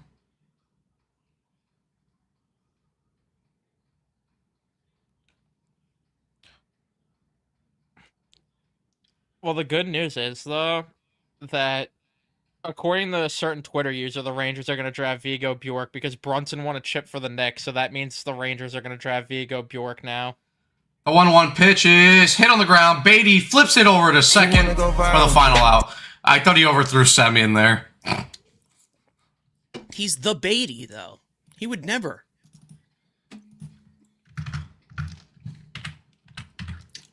All right, 4-1 Mets as we head to the bottom of the 5th. Danny Musacho chasing air.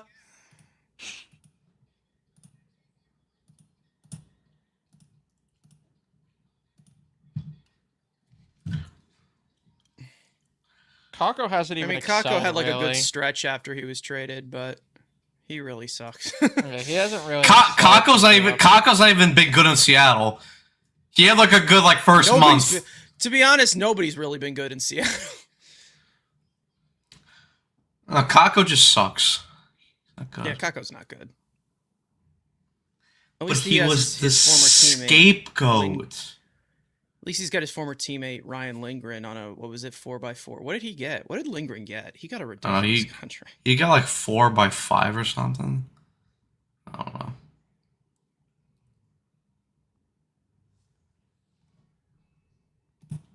Yeah, so the only good thing to come from Seattle. That and Griffey, I guess. Ken Griffey Jr. Griff. So Trevor May was born there.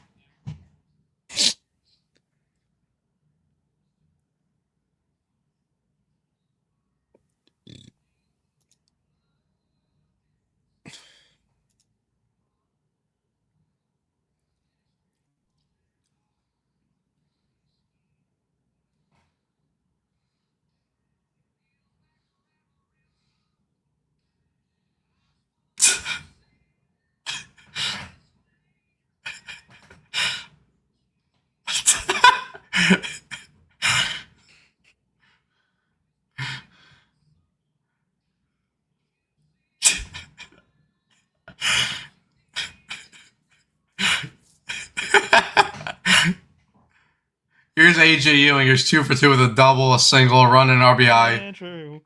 Andrew. 6-minute song. Ewing swings and misses the curveball, 0-1.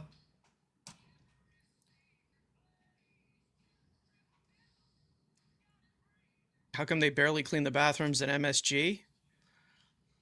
I don't know.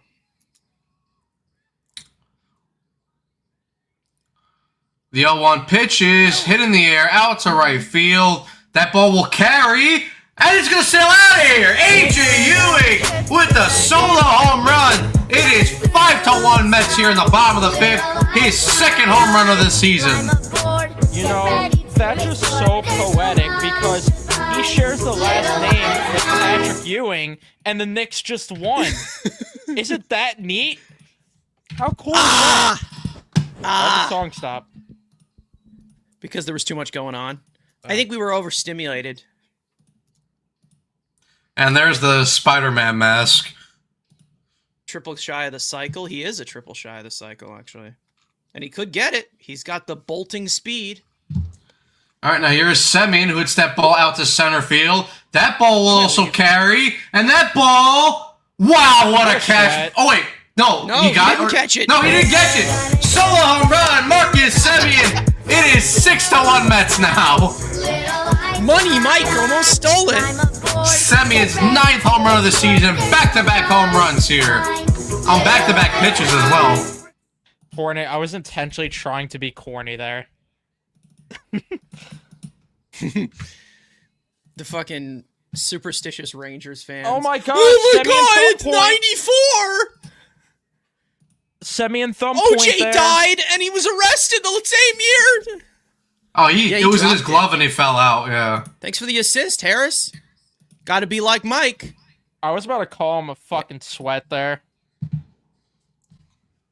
He's No. done that so many times to us. So Only I wouldn't on be the surprised. only on the sweat. Both of you.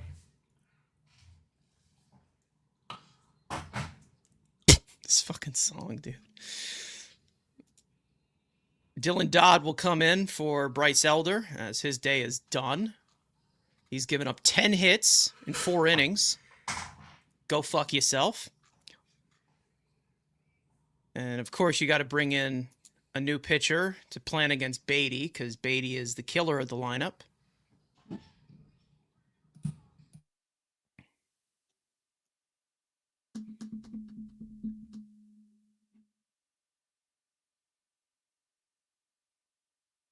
That's one of the few home runs I've ever seen Semien actually like not pull. That was weird.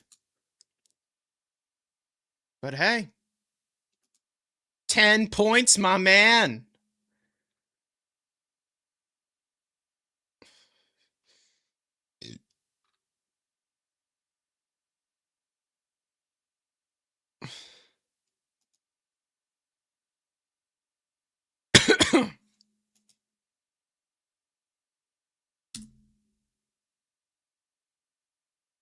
Andrew.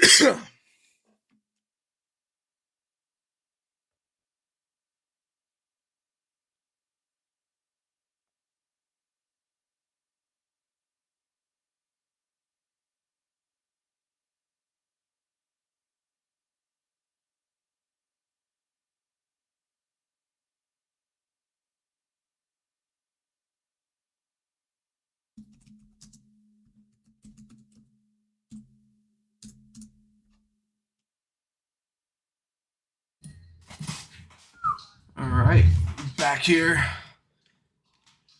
AD facing Dodd. It's 1-1. Imagine if Doze hadn't punted yesterday. Well, it's not a series if Doze doesn't punt at least one game.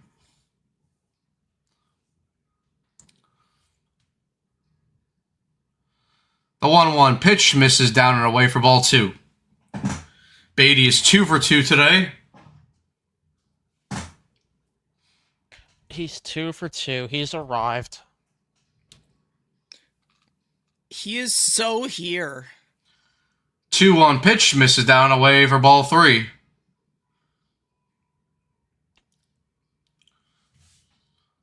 A 620 OPS. 620 OPS. It's gonna just keep going up because he's arrived. 3-1 pitch clips the outside part of the zone for strike 2, and it's a full count. All right, everyone. Get on your back.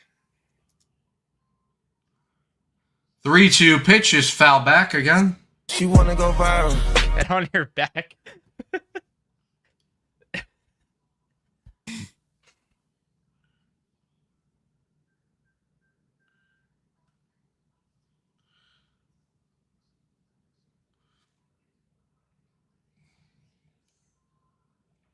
Yes, you are. 3-2 pitch misses down and away, and Beatty walks. His 3rd time on base.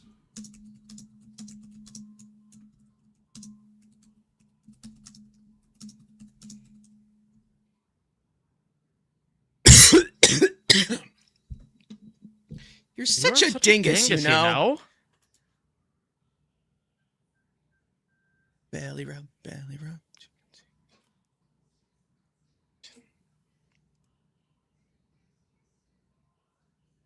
Yes, you are. All right, Melendez now up. He's ahead of 1-0.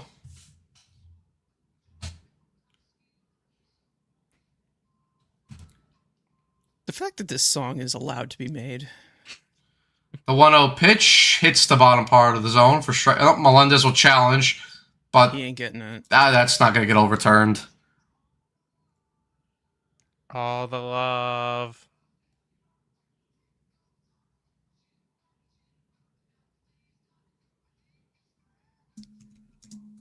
Forever true. That's you.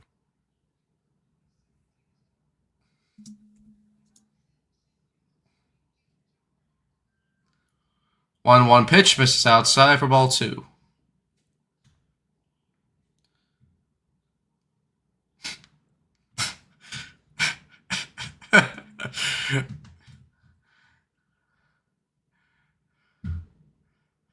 Two one pitch misses down and away for ball 3. Matt was waiting for the song.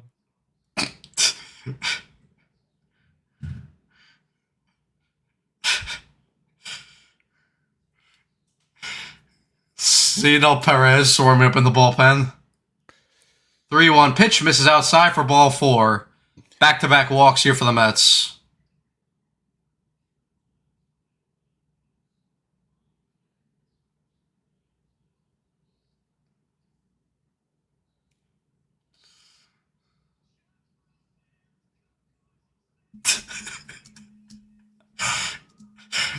Perez now up. Here's 0 for 2 with 2 groundouts.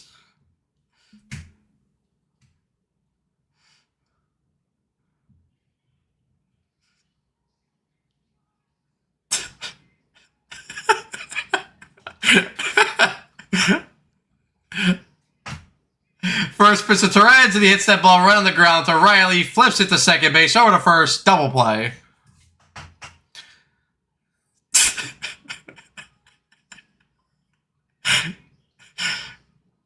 Beatty moves over to third, but now there's 2 outs. And Benj will come up now.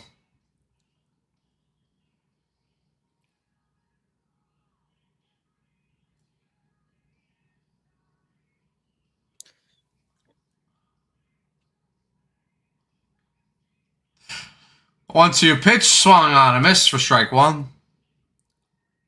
MJ doesn't hit lefties. You're Wait! right. I'm innocent! I can hit lefties! I swear! Damn you dogs!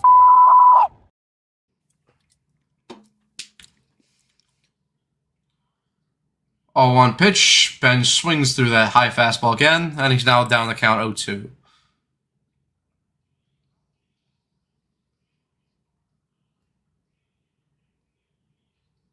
Yeah, that looks just like Carson Bench. Little asshole didn't even try. 0-2 pitch, swung on a miss for strike 3. Benj goes down on 3 straight fastballs to end the inning. So the Mets get back-to-back home runs here in the bottom of the 5th from A.J. Ewing and Marcus Semien. It's 6-1 Mets as we head to the top of the 6th.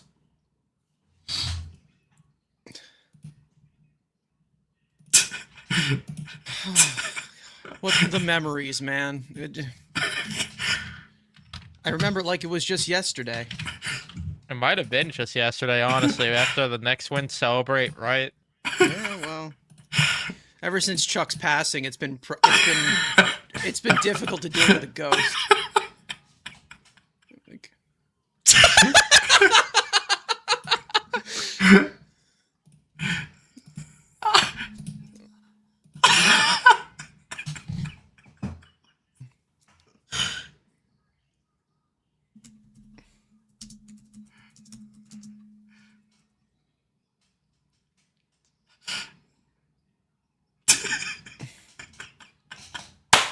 Okay, This is low-key, I low-key need this hat. Low-key need this hat.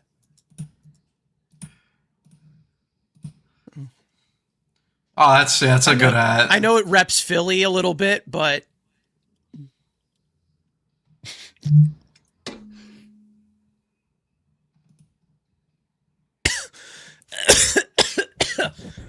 oh my god. Okay.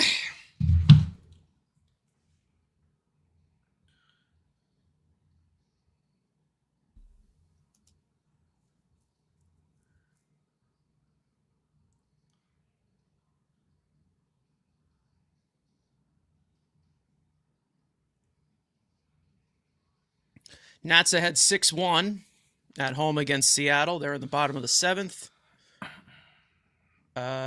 Phillies down 4-0 on the road in Milwaukee. And we also have, let's see, Miami beat Pittsburgh 4-2 on the road. This has been your out-of-town scoreboards in the National League East.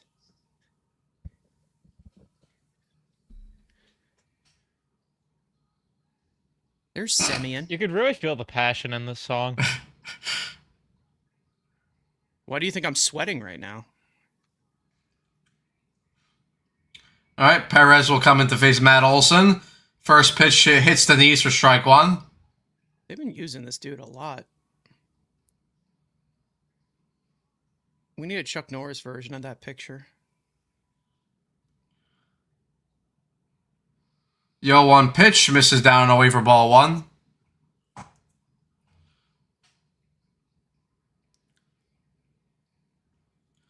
Olson's 1 for 2 with a single back in the first inning.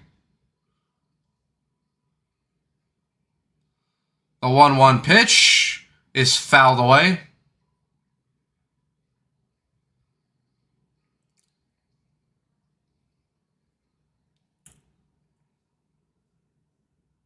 I'm gonna cry from that song. That was just beautiful. It's That was really- beautiful poetry. All right, back-to-back romances, though. The 1-2 pitch is chop foul. Look Castro into pitch. What? at shirt that does he hat. have on? Look at that hat and shirt. What shirt? Oh my god, the aura! Look at the aura, man! Bro's legitimately mogging the best broadcasters in all of baseball. Isn't that crazy? The 1-2 pitch fouled away. Baseball on ABC, man. Wow. It's been a while since that's happened, Share the couch. I think.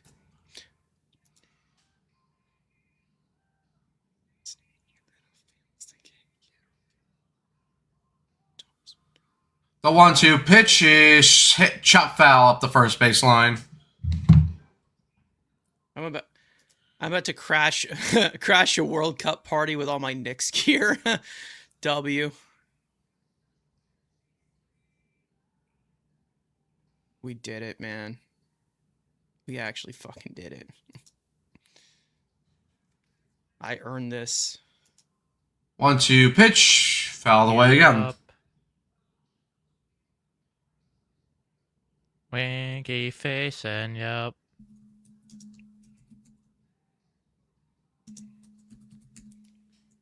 I know what they're really getting at.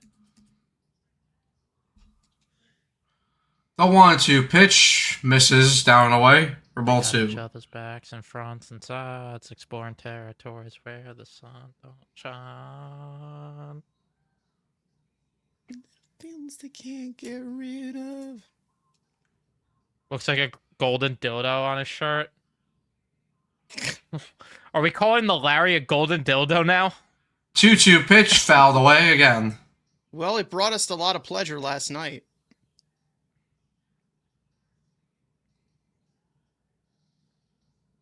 I guess I ordered one on Amazon Prime then last night.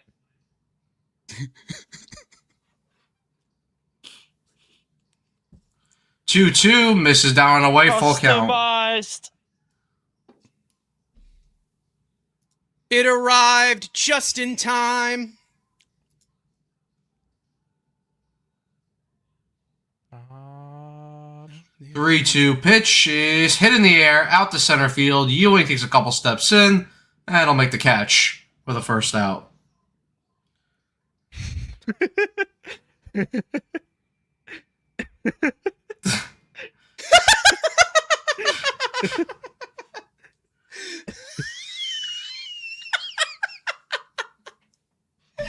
Dude, fuck that guy, man.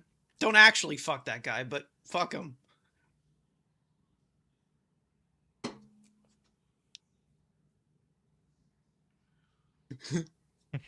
All right, first pitch to Albies. The silver And one's that in the fourth. Just misses for ball 1.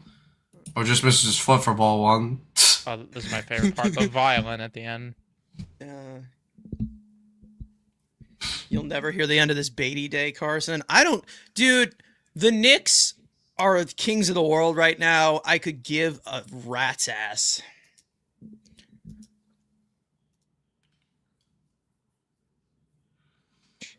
The 1-0 pitch swung on and missed for strike 1. Who the hell is Perez? This is Cioniel Perez. Hard-throwing left-hander. Yesterday, I Journeyman. forgot who it was that pitched the 9th, but I genuinely was like, who the fuck even is pitching? This guy looks homeless. He does. The 1-1 pitch is hit on the ground, Semyon up with it over to Jared Young, 2 outs. The fantasy begin.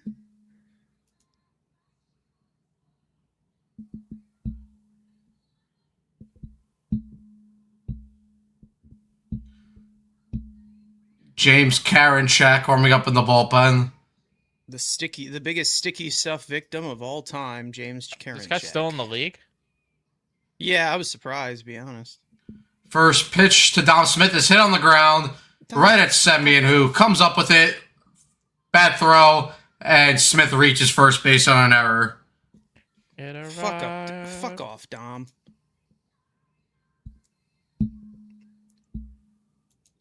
Taking it off. It in my favorite make-believe. Yes. Doug, whoever your fantasy commissioner is doing it wrong then. Because I subbed out wins for something else in my fantasy league. Yeah, wins are just the dumbest stat to acclimate in fantasy now, because most of them go to relief pitchers anyway. This is the guy where I was like, who the fuck even is this pitching? He's Who's a that? minor leaguer. Yeah. Who's that? Oh, Duarte from AAA.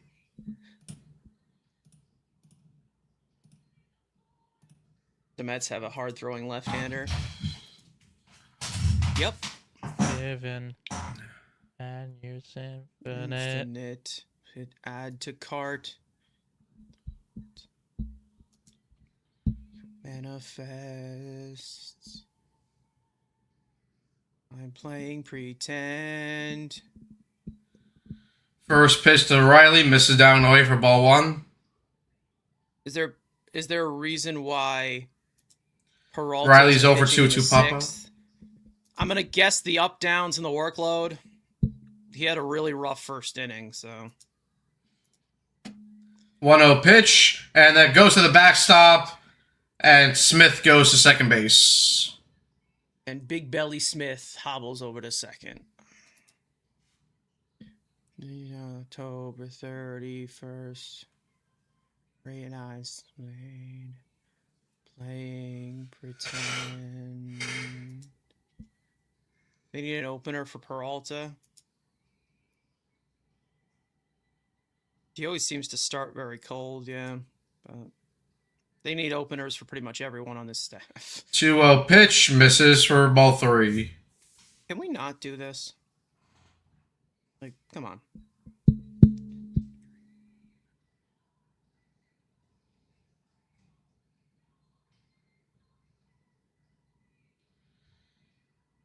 Rio in there for strike one.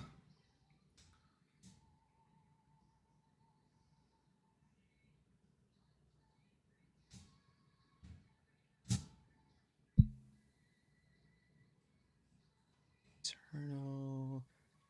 You did certain day. 3-1 pitch, misses outside for ball four. Riley walks.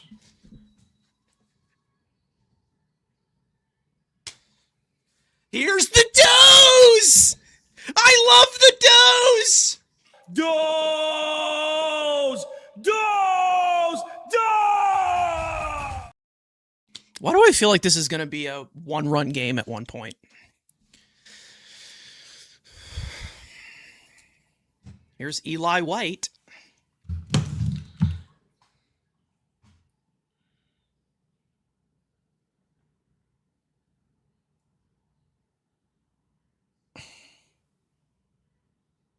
I'd pull Simeon right off the field for that error. He mean, he just homered, so you can't.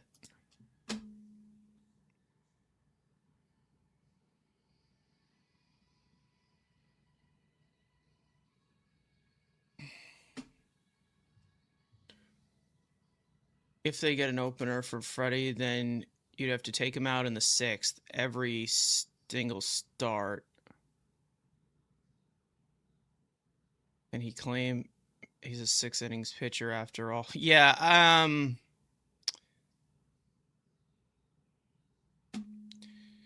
don't know. He ain't getting what he wants, so no one's giving him, what is it? What does he want? The Max Fried contract? It's not happening. Yeah, no one's giving him that contract. Not happening, so. Unless there's a really desperate team that'll give it to him, like the Orioles or something, because they're desperate for pitching right now. So sick of lazy errors. Yeah, you can say that for pretty much the entire team. Except Jared Young. He's pooks. Jared Young's the best.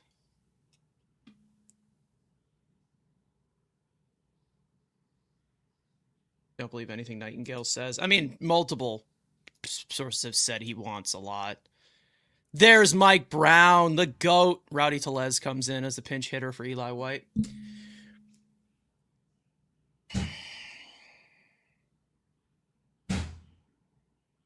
There's Ben Stiller. Pandemonium. Pandemonium. Like, legitimately, the Mets could blow this game, and I would not give a shit.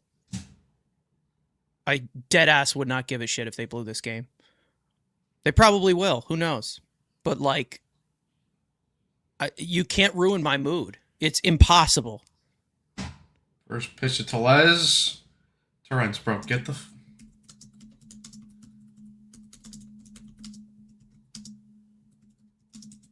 Runners advance to second and third on the wild pitch.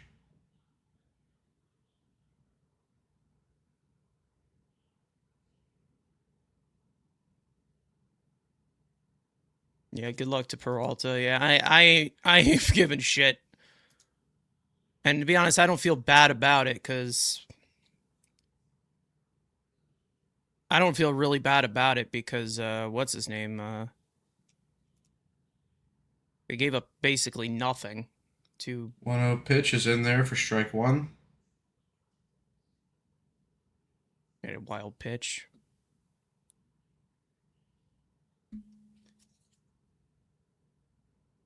Has poor footwork at first. I mean, he's good defensively at first. 1-1 He has the same pitch OAA as the Cheeto Man. is caught right by Jared Young on a line, and the inning is over. So the Braves threaten here, but the Mets are able to get through without giving up a run. 6-1 Mets as we head to the bottom of the sixth. Jared Young is not the future at first base, but he's mending the fence well, so.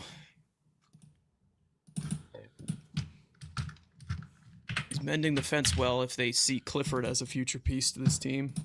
Jared Young is a proper Canadian. He is. We love Matt, Jared what do you Young think here. my We don't- pregame meal is going to be today? Take a guess of that one. Well, it's got to be the grass-fed steak Of course it is. with the cutting board. No, no cutting board. No Just cutting. the private chat.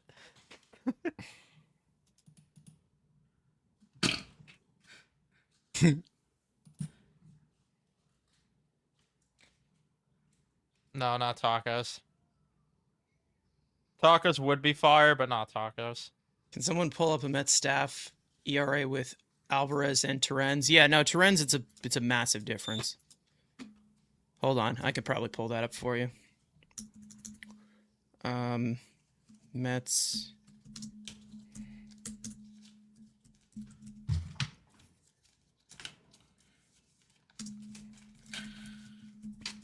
Did my invitation get lost in the mail?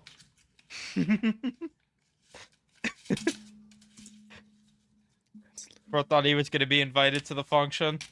The thought connects.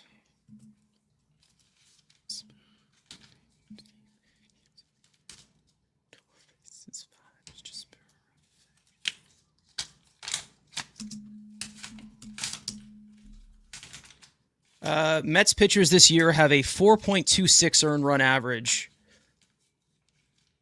with Alvarez behind the plate. With Luis Terrens, they have a 3.58. So, yeah.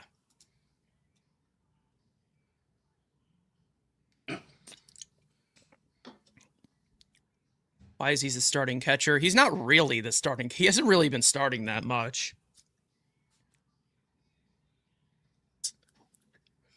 All right. Me and you. Karanak into face Bichette. He's behind the count 1-0. Bichette's 1 for 3. Congrats to your Knicks. I miss Pop as your coach. Yeah, Mitch Johnson's got a lot of learning to do, man. You're a Spurs fan, right, Doug? Whoa. 1-0 pitch misses up high for ball 2. How about Bo, man? Bo's looking better, man. You getting there? Well, he's opting out. 2-0 pitch fouled away. Walk in. Could you imagine? Or in the Could you booth. imagine he finishes the OPS under 700 and then just leaves all that money on the table? I mean, good for him if he does it. Go back, get your bag, sweetheart. Go back, go get your bad pook. Not here, but 2-1 pitch, swung on a miss at the high fastball. to be honest, I hope he opts into the contract, to be honest, because I don't want to watch Beatty at third base. I don't want to give this team any ideas. 2-0 pitch, misses up and in, full count. Well, we don't need Bo. We got Beatty. Beatty's the future. He's only 34. No, Beatty's actually transitioning to a pitcher. One's a pitcher, one's a catcher. He's actually going to do both.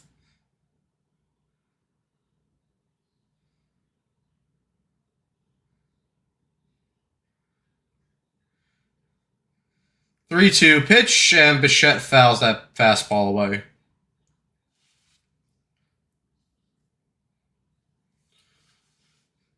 If Mark Vientos survives this trade deadline, it's just fucking malpractice. I'm sorry. He's got so much swag though. He's the goo of swag. Is it Swaggy ooh. Is it worth trading the swagoo? 3-2 pitch, and Bichette strikes out on the high fastball. 1 out.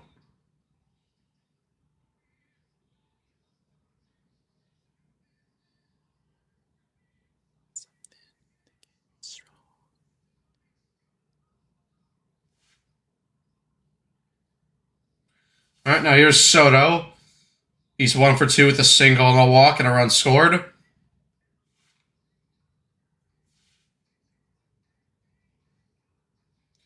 First pitch to Soto, misses up and away for ball 1.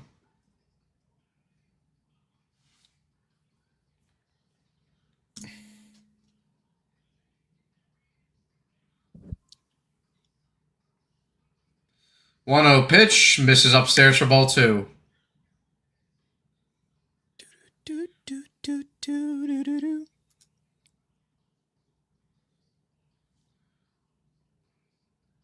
I don't even care. Just DFA him. I don't even care. 2-0 pitch, hits the Let him go top to of the zone for fucking strike Rockies 1. or whatever. Let him go to the can't Rockies win- for all I care. You can't win that trade. I don't even though, care where he because- goes. I want him off my team. Yeah, but there's no winning that trade because you lose swag, and you lose his You do. Instagram story post. You 2-1 pitch, Soto miss the swing swag. and misses through that high fastball. 2-2. Cool of Chavez with learning how to be an Instagram thought. way to go.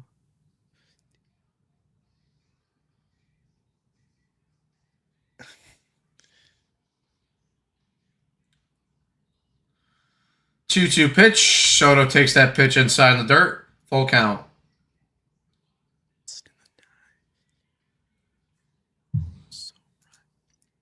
At one point, this man Karinchak was one of the best relievers in all of baseball. And then the sticky stuff. 3-2. got him. Soto fouls that fastball back. I'm just swaggy. I'm just swaggy. V baby. Yeah, I think she did, and she didn't mind. 3-2. And Soto walks. Bull fork, take your base. Blind and satisfied. I wish we could play this song on YouTube, bro. I wish we could.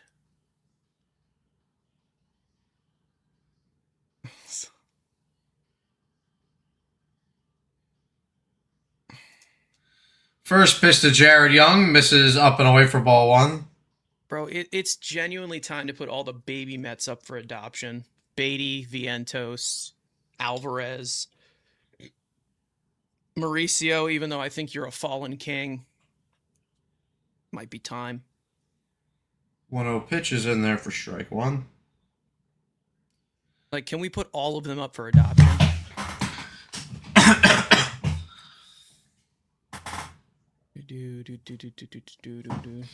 You know, Beatty's staying. I mean, I wouldn't be surprised if Beatty stays after the deadline, to be honest.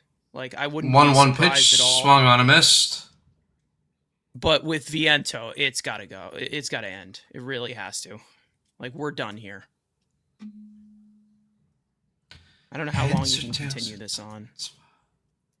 Like Beatty can I'm at least over- be playable. He sucks, but he can be playable. I'm Carrot check with a Alvarez as much throw-over. as I'm over Vientos. What happened? I'm over Alvarez as much as I'm over Vientos. Same here. You have every right to be. They give you next to nothing. A 1-2 misses up and in for ball 2.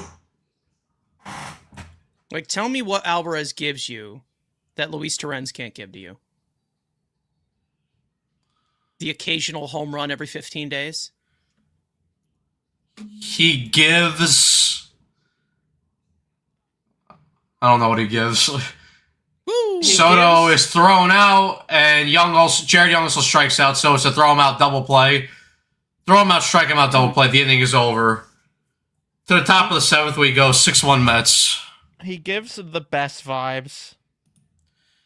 The thing is, like, guys, does Sandy Leon not look like he's like an old man who's been through some shit? Like, can never fade.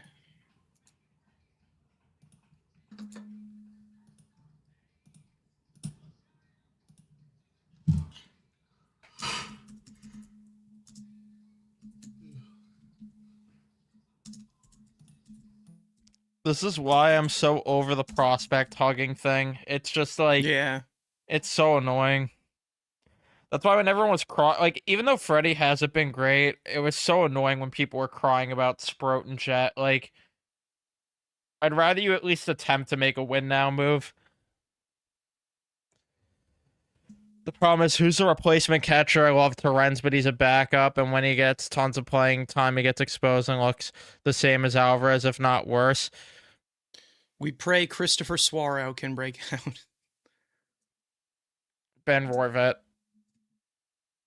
No, I don't know, because, like, the thing is just, it's like what Carson said, like, at this point, like, what does Alvarez give you that Torrens doesn't? Pretty much, yeah. He gives you a tattoo that says the best.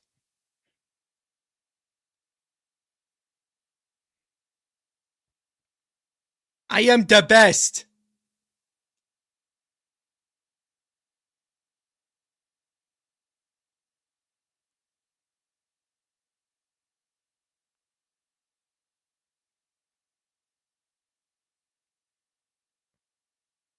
They need Get Shea. Shea Langoliers? Shea Langoliers? Yeah, I would love to get Shea Langoliers, but I don't think that's gonna happen. I don't think. Would you roll the? Would I roll the dice on maybe like Adley Rutschman?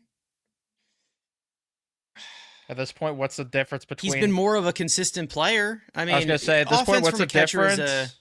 yeah, offense from a catcher is like, you know, it's a luxury usually because defense is more important. But I mean, listen, he's fallen out of favor in Baltimore. So if he's made available, If he's available, I would. ERA Sprout, yeah. I would do it if he's available, because at least he's proved to have good seasons in the past. Alvarez, you're Yeah. waiting for him to still have a good year in his career. He doesn't. Who's there's available? No Chavez in his ear Adley. anymore. I don't know what to say. Oh. I take Yeah, a swing at Rutschman, Adley. Rutschman's banged up a lot, but I mean, he's 2-0 having a good pitch season. misses. 3-0. I don't think he's not like, because they also have that other catcher, Basayo. Yeah. Basayo. Basayo, yeah, Yeah. Basayo. He's having a good season. They extended him too. They did exactly. So 3-0 pitch misses for ball 4. Yastrzemski walks. Duarte trading for Hunter Goodman. Hunter Goodman's could possible, be, Goodman could be something. Unfortunately, yeah. I mean,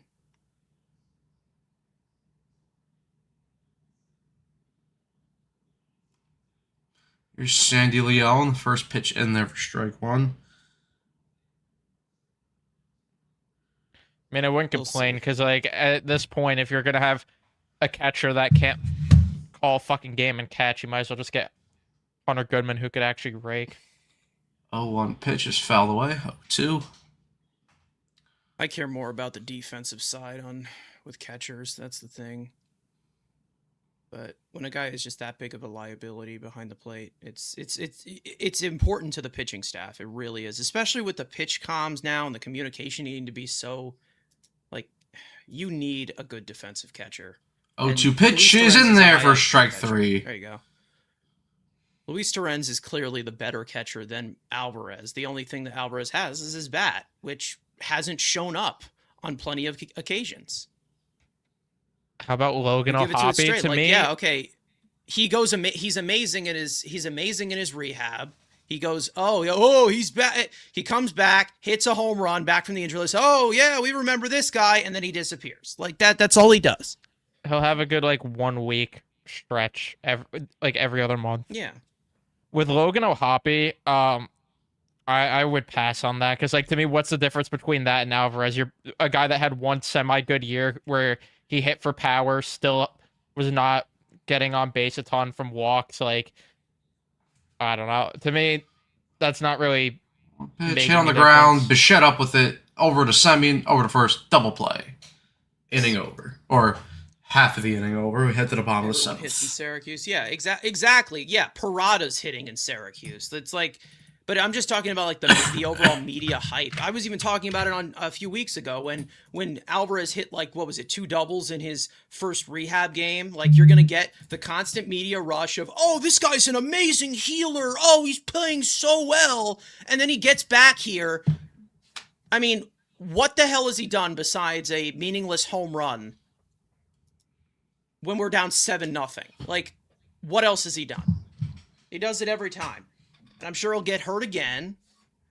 And then everyone's going to, we feel bad for him. Oh. They're just going to keep going. It's ridiculous. I'm done. I'm finished with it.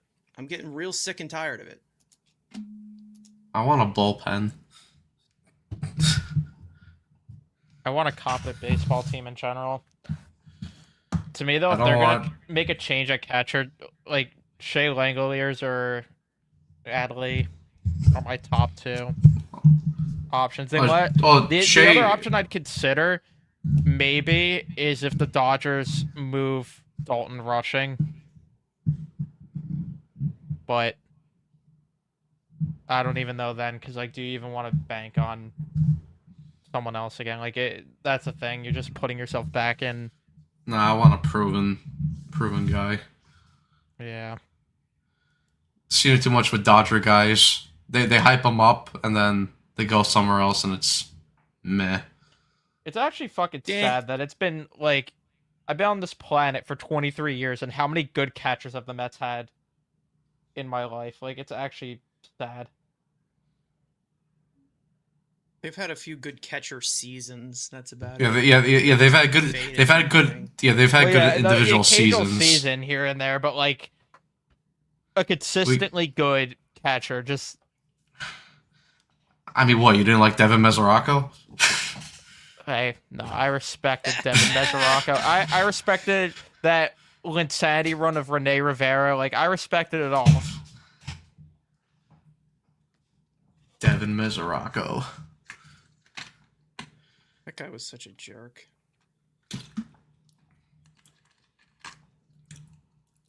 We got him for Harvey, by the way. Yeah, I know. I remember. Assignment after Harvey refused.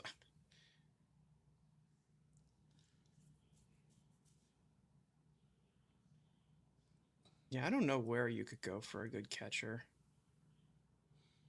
Maybe you call up Arizona for a guy like Gabriel Moreno. I doubt they want him. Yeah, that's the only thing. Because I think he's locked up to a good contract for them too. I think he's got a few years. He's like 2 years of control left. I don't think they've locked him up yet, but I'm sure that they will though. If the A's want to move Shea, I'm all down. It's just I just don't know what the price would be for him or for Adley. Those are the guys I would want, but I don't know the price for them. I mean, it can't be high for Adley, considering that he's been hurt the last couple years and his numbers haven't been good. Shea, I can understand if the A's want to ransom for him because that is likely going to sell at the deadline. that I would ask about him, but I don't think they're going to trade him because he has so many years of control left. I would ask about Dylan Dingler because he is a really good two-way catcher. That the only way the that happens is if the Tigers like completely decide to just tear it to the studs and give up, but I doubt that I mean, happens. their focal point is McGonigal, Green, and who's that other? Who's that other guy? Well, I mean, yeah, because Scooble's on his way out. What, Carpenter? Maybe Carpenter. Carpenter's kind of a complimentary offensive. piece. Ewing grounds out here for the first out. What about Jeffers Ryan could be another Jeffers? one. Yeah, that's an option. I don't know. The problem with him is I think he has health issues, if I'm not wrong. I think you might be talking about Mitch Garver, but Well, I know Jeffers has missed a lot of time this year. I'm not sure about last year, but no, you're right. He's out a lot. First pitch to Semyon is in there for strike one. He can hit though. There's not a lot of great catchers. That's the thing. I'd say that there's a decent Wow. selection of guys who can hit in comparison to what it was like 2 years ago. But yeah, you're right. It's top heavy. The 0-1 pitch is or misses for ball one. So you got to fucking develop your own. You got to develop your own catcher. Yeah. Well, we'd hope that Chris Suaro could turn into something, but 1-1 pitch he hasn't really had misses the for best ball two. Offensive season. Still hits bombs though. you either have to draft your own catcher or you have to catch lightning. You have to catch lightning in a bottle and like find someone that's just being thrown to the curbside and hope that you could turn them into something. 2-1 pitch is popped up. Olsen underneath it makes the catch. 2 outs. It's true, Suaro's Doug. batting You don't win a 192. championship unless you have a good catcher.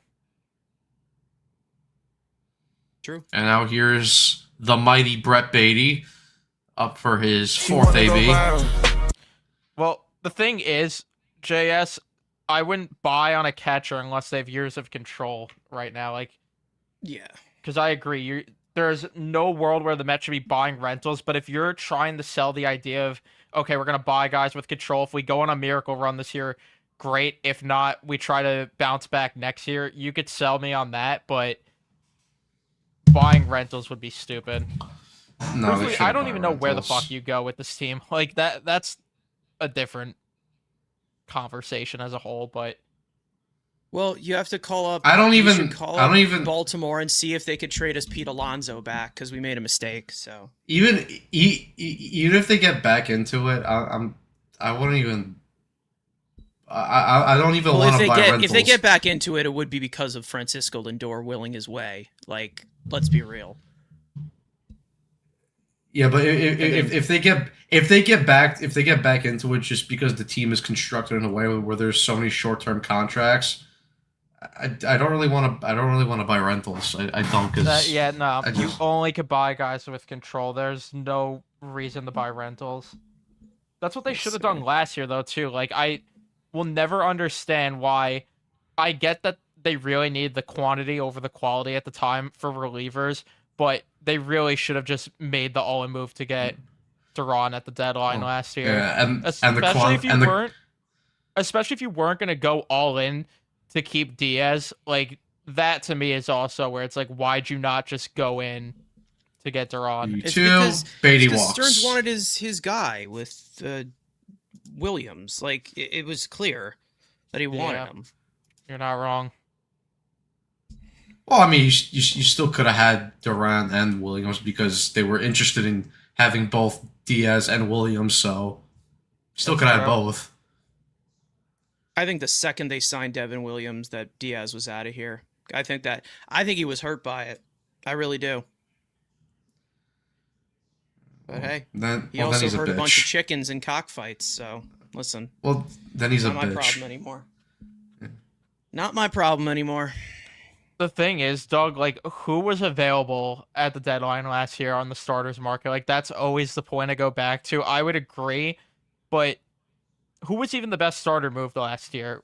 What's his name that went to the Rangers was, right? Merrill Kelly. Merrill Kelly, yeah, that was probably the best option that got moved. And You heard some buzz about Joe Ryan. That was about it. But Yeah. And- that didn't happen. And then the occasional Sandy was going to get moved, but he never Sandy, did. but I think Sandy gets moved this year, though. He's going to get moved this year, which I wouldn't be surprised if the Mets. I think the Really Mets wanted will. Mason Miller. Yeah. But AJ Preller offered up. Yeah, I think the Mets. Miller was not happening. I think the Mets do trade for Sandy this year only because that's gonna be the backup plan for Freddie, because they're not gonna resign Peralta, especially if he's steadfast on that contract that he wants, which no one's gonna give to him. Beatty. To be honest, we need to keep Beatty because he's big friends with Sandy. I've heard. I think what you trade for Sandy because you still have a year or two left of control on him, and then you It all depends where they are try, at the deadline. It all depends. that's And what I then was you- gonna. Sorry, go and then ahead. you try to convince Scooble in free, but we all know he's going to the Dodgers, so it's like Excuse but- me. That is so That's- rude, and I would never say that. That's what I say. You at least try to convince him. Do I think it's going to happen? No, but try to yeah. at least convince him. I agree. You at least try to put in the highest offer. Like, there's no He's a excuse to not do 700 that. OPS If you guy don't at get him, best. if you put the highest Way worse offer than in, that. you don't get him, whatever. But that's just the bare minimum. But Melendez with the walks. Sandy point, that's what I was gonna say. That, like, I really wouldn't mind if they did a bit of buying and selling. You just sell off all of your rentals this year, and then you buy guys with control, just to get a kickstart on what you might do for the offseason.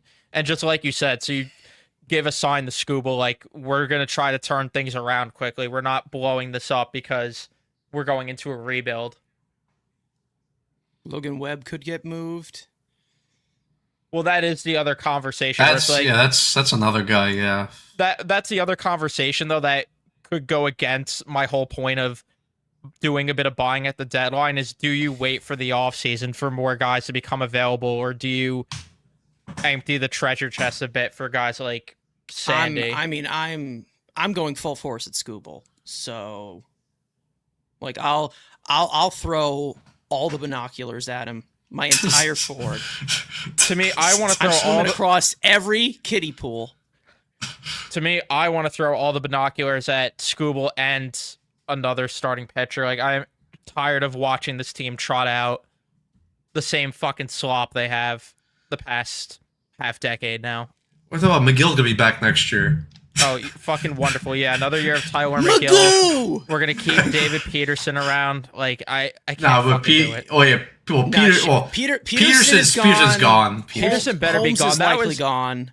That was the biggest Holmes is fuck up likely on gone. Stern's part, though. Like, I will never understand why he did not sell Yeah. on David Peterson when his value was up. He should have sold Peterson, Vientos, and Beatty. That's Especially happened. Peterson, though. Like, everyone knew Yeah. this was going to happen with Peterson at some point.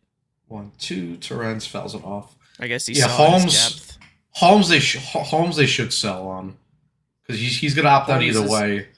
Yeah, Yeah. Holmes is gone. Holmes is not coming back. I'm sorry, guys. Hate to break it to you. They'll That's go what after fucking Shane sucks. They're McClanahan going to have 'cause to, he's like, always rebuild hurt. the entire rotation next season. Besides McLean, Yeah. I'd say McLean. And no one I'd say hasn't even McLean and been- Scott are the only guys who are secure Yeah. for next year. But that's where it's like, you Long need is to still a work get... in progress. I don't think he's ready. I don't think he should pitch another inning in the majors this year. To be honest. Who shouldn't? Tong. Tong. Yeah, he's not ready. Tong's another guy where I'm scared that I'm scared about the fact that they didn't move him. Like, I would still move him now before it's too late and he becomes a reliever. And if he thrives elsewhere, then it is what it is. Holmes Like, is back soon. I hope he's back soon. We haven't heard anything since he went on the IL, so I thought maybe he will be back. He will be back this season, but will it be in time? I thought he don't was know. coming back like right at the deadline. He might. We'll see. Coach Soriano from the Angels.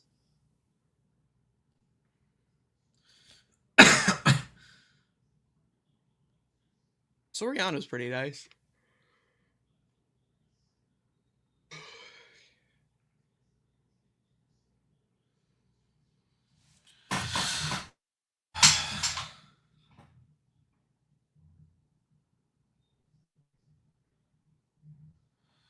I mean, because you already have like 5 in terms of position players. You already have like 5 guys that you know are locked in. Soto, Five guys, Lindor. like the burgers. Yeah, 5 guys. Soto, Lindor, Benj, Ewing, and who else am I missing? Beatty. Because She wanna go viral. fuck Beatty. It's Soto, Lindor, Benj, Ewing, and what's his face? McLean. Well, I also have a more offensive side. Oh, position players. Well, Terenz is going to be here for another 2 years. Well, yeah, but he's more he's Let's depth. see. I'm talking about like the main guys that you know are locked 4 in. pieces. I mean, Simeon's here for another 2 years. Let's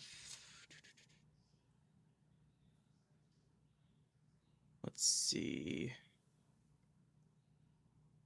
Jared Young. Well, yeah, but he's gonna be a bench option. No, And a he's your starting rotation. first baseman. He's my first baseman. Jared Young is my first baseman. No shot. This team Bichette is opts so out with beyond the season fucked. he's Like, having. I don't even know where the fuck the Mets go from here. This team is beyond fucked.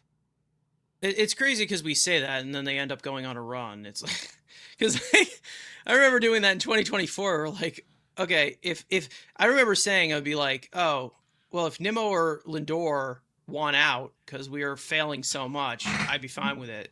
We'll find wherever they want to go. I don't think they're going on a run, but it's just like I don't think they're fucked. It's just it's managing to find the right pieces. Because the farm system, I'm like the farm system's good. I like they'll figure it out. That's the one thing at least Stearns has been able to do right is get a good farm system. It's in terms of because we saw it, he tore down half the roster. It's getting the right pieces. He didn't get the right didn't pieces tear it as down enough. as That's the problem. well, yeah, but the pieces that he chose to replace those pieces with haven't been the right ones because A, they either haven't been good enough or 2, they've been fucking hurt and broken. My counterpoint to that is that, like, sure, Stearns, on paper at least, and just looking at the farm system, everything's been good. But until I see it translate in the major leagues and these guys have consistent You're seeing a success, little I bit can't of it. believe into it. Like, you're seeing a little bit of it. You know, you got With Benj and Scott, Ewing, who's yes, been but- good. Benj and Ewing have been good, but like you still need a little bit more. All right, big boom. Big boom. City field lights flashing, left it coming in. Hear the boom crashing. AJ Minter, big boom, AJ. 6 foot southpaw, Tyler, Texas raised from. Well, but it's also the point that I agree with Carson is there's still too much dead weight on the roster that they need to shave off. and my thing Way is, too many though, holes that need to be filled. Speaking of filling holes, my problem is, like, I don't know how you address all of that in such a short span. Like, that's the big problem. Like, sure, the farm system's deep, but you're gonna count on all of these guys to come up and fulfill a role and make an immediate impact. Like, that's my problem with this.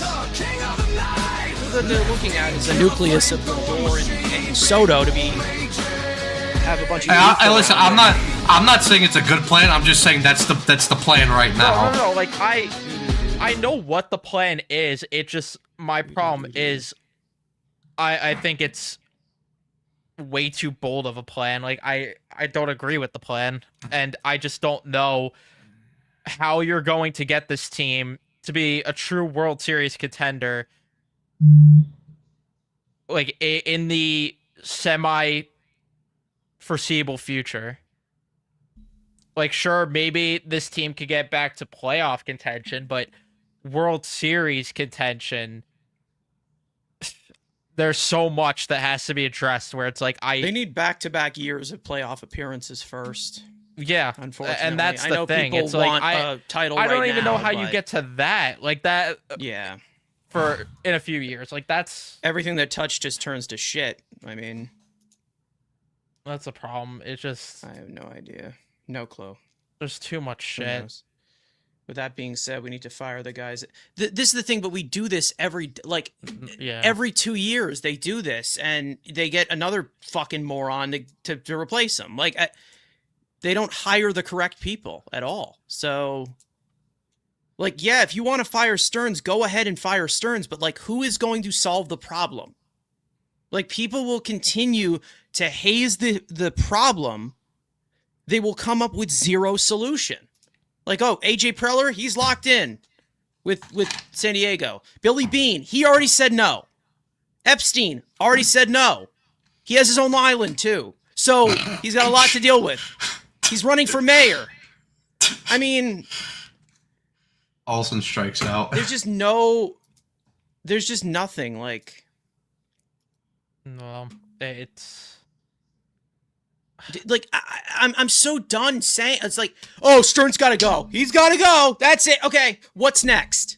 Who's the next loser to come in here that we can haze in 2 years? Like, we do it every time. I'm so done. that's the thing. I'm It's like exhausted.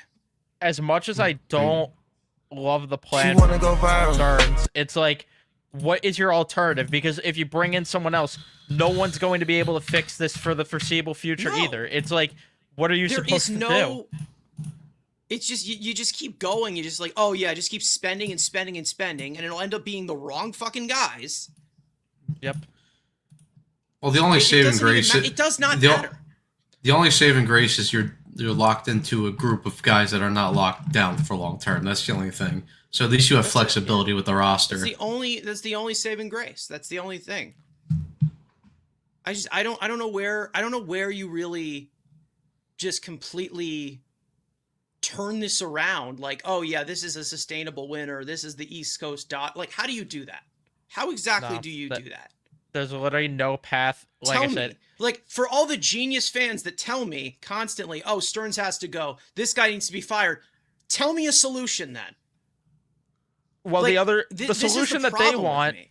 the solution they want, and they think it's gonna work, even though we saw it firsthand that it didn't. Is you get another Billy Epler that's just gonna spend Steve Cohen's money and throw it around and throw it at free agents, hoping that it's gonna work. When Yeah, we but that's not just gonna saw it work. firsthand, that does not work. So it's like, again, I don't know what you do. Like Stearns' plan could work in a couple of years. I just have a hard time seeing it within the next 2 to 3. Stearns' plan works in theory. In hypothetical sense, it works. But it depends on hitting on your quote unquote short term free agents. And again, they've either sucked or been hurt, and that's what hurt them. Because cool, like I said, I think the minor evaluated their players in terms of their health has just been well, atrocious. Well, that too, but again, the plan was always grow the farm system, develop your own talent, so you don't have to go out and overspend on guys. Get the quote unquote replacement guys for short term deals and higher money, and then you eventually get into this position where it's like you have a mix of good veterans on short term deals with your young developed I don't rookies think who are they're- on cheap I don't deals. think they're horrid contracts though. Like none of them are albatross contracts. Like they're all short term. The only one that you Like- could say is the Mania one, which you still have to deal with for another year. Yeah, that one's brutal. Well, they It's should more just was they there should just any eat like that 5-year con- deal or like No. like the only one they gave out was Soto. Exactly. Yeah, Epler gave out even more Exactly, worse Armand. contracts. And the that- Senga, the Nimmo, like that one was like those were albatross contracts And that's my because point. of their Like, term. that's what the fans that hate David Stearns want, is they want someone that's just going to throw the paycheck at anyone and everyone that breathes. And it's like, that doesn't work again, either. we just saw that it didn't work. And if anything, that's what put us in this predicament to begin with, because that's what has us trotting out Marcus Semien at second base right now. That's what has us in such a pigeonhole with some of these contracts. Ewing, base hit. Oh, sorry, bench base hit up the middle. Hearing a lot of talking and not enough play-by-play. We'll eat shit. That's the Mets' 11th hit of the day. And listen, I won't disagree entirely with what you're saying, Easy, because I mean, I said it when they got Robert even. I'm like, cool, if he turns it around, that's great, but the guy's not going to be healthy for a full season. He never is. So it's like, and I get that argument with replacing Pete, but you had to change something. You couldn't run it back. You saw them make the playoffs twice with that group, and they never back to choked back completely in one of those playoff all years. They do and is, the other one, all they do is shit themselves. And the other one was willed by a purple dildo. Like, you can't run that group back. No. You can't. That team last year had a winning season. They played winning baseball for 0.5% of it. Like that's how bad. Yeah. Again, two things could be true. Stearns was right to move on from the old core, but he also picked the wrong guys to replace them with. He didn't move on from enough, in my opinion. Like Beatty should have been gone. Vientos should have been gone. Peterson should have been gone. You could have shopped Alvarez, especially. but Senga. Oh fuck, Senga. Senga should have been gone too. Were the two guys that all three of us said, and Andrew, that there was no reason for those two to be back this year. And like you said, they didn't cut enough of the dead weight. And my problem's also what goes in hand with what Matt said, that they picked some of the wrong guys. Like, if it were up to me personally, and I know this is a little hypocritical of the point that I made at the start about spending your money, just stupidly, but I would have got a little uncomfortable for Kyle Schwarber because I know that he's going to hit 40 to 50 nukes. Like, I would have got... I would have went and made a trade. The one guy. I would have went and made a trade to go get Brandon Lau to play first or second base. But who's warming up? Bro! I disagree with Beatty's positional. Like, he doesn't have positional value though. Like, he's the third baseman. That's it. Like, that's it. Your third baseman needs to give you offense. He doesn't give you any of that. He stinks. Schwarber, but again, Schwarber has been a better third baseman than him. Schwarber would have been the one guy that actually made sense on a long-term investment because Schwarber they could have because you knew the consistency was there with the bat and the power. What nice a terrible one, play. Albies. That was pretty. That was a pretty one. The guy they missed in this offseason was Ryan O'Hearn. That's the guy they missed. Yep. Yeah, that's the guy they whiffed. They should have got him. Yeah, because I was trying. Because if you were going to get Polanco, but they said, "Oh no, well, Swagoo, Vientos, and Beatty are going to be a good DH platoon who can also play third base and first base, and maybe we try him in the outfield because we love experiments." They should have got one of the. They should have got one of the Japanese guys too. O'Hearn was the guy to get. Okamoto was another. I wanted. Listen, I get the reason why they didn't go after Okamoto and Murakami. I don't think would have been good here. I'm going to tell you right now. I don't think they would have been good here. I feel like they made the right decision going. I understand why they didn't go get Murakami because it was too big of a risk. Now, listen, he went to Chicago. It's worked so far. Maybe pitchers are going to make adjustments to him and. Maybe we'll see that there's flaws in his game. Who knows? Okamoto's the one that I would have went after because he was the more safer option. I don't think either of them would have gone well here. Okamoto, I think maybe would have, but Murakami, I'm not gonna play revisionist history there because I was very vocal that Ryan O'Hearn was the whiff. O'Hearn, I would have. That was the whiff. And trading for the thing that makes me mad with the Schwarber thing is now it's a second time that they fucking whiffed on getting Schwarber, because they should have done it the first go around. Unless he just told them that he just really wanted to go to Philly. That's the only thing. But I didn't think he was leaving Philly. But my thing is, you put him in a position where he. Well, yeah, you should have tried. They offered $40 a year. Really, they offered $40 a year. They should have went one more year, and that was my biggest complaint with Stearns this entire offseason is that there were a couple times he needed to step out of his comfort zone. I thought he should have for Schwarber. The other one I wish he went out of his comfort zone for once Diaz left was Robert Suarez. I wanted him On to go an Soto, extra year. base Yeah, that hit. would work. 2 runs will come in to score. 8-1 Mets. 2 RBI single for Juan Soto. Jorge was a bigger risk than Murakami. No. No, I disagree with that. No. And like, I get that you're talking about putting a guy out of position, and that's going to be That's the argument. that's but- revisionist history. Yeah, but- 100%. And because there were legit concerns with Murakami's game translating to the MLB. I also just didn't think it was a good fit for him. I didn't think that New York was going to be a good fit for him. And Jared Young blooper cut by Albies on a line, 1 out. But that is the one thing. Like Evan was saying, it's like if Stearns is ever going to turn it around here, and I have my doubts now, just because again we've seen over a 3-year sample size. If he does it, cool. I will say that I'm wrong. But the only way he's going to do it is if he steps out of his comfort zone a little bit. You can't always go. You can't always go the safe route, because even Andrew Friedman said it with Dodgers. Said if you think rationally about any free agent, you're never going to sign him. Sometimes you just have to step out of your comfort zone and say, listen, it's a risk, but you know what? Fuck it. We're trying to win. And again, you shouldn't do that for every single free agent, but there's a couple exceptions where you go, okay, this is the right guy to go after, and maybe offer him, the extra year when maybe, you wouldn't have done it in another sense. Schwarber would have been that guy that the Mets should have offered the 1 more year. Again, maybe there's a possibility that he just wanted to stay in Philly, but again, you should still try and go after him and offer what you can. It's the same thing with Skubal this offseason. Listen, Skubal might already have his mindset and saying, I'm going to the Dodgers. That doesn't mean that you still don't go to him and say, listen, we're going to give you whatever you want to come here. If you still say no, okay, listen, at least we did what we could. Yeah. Well, they tried to get Tucker.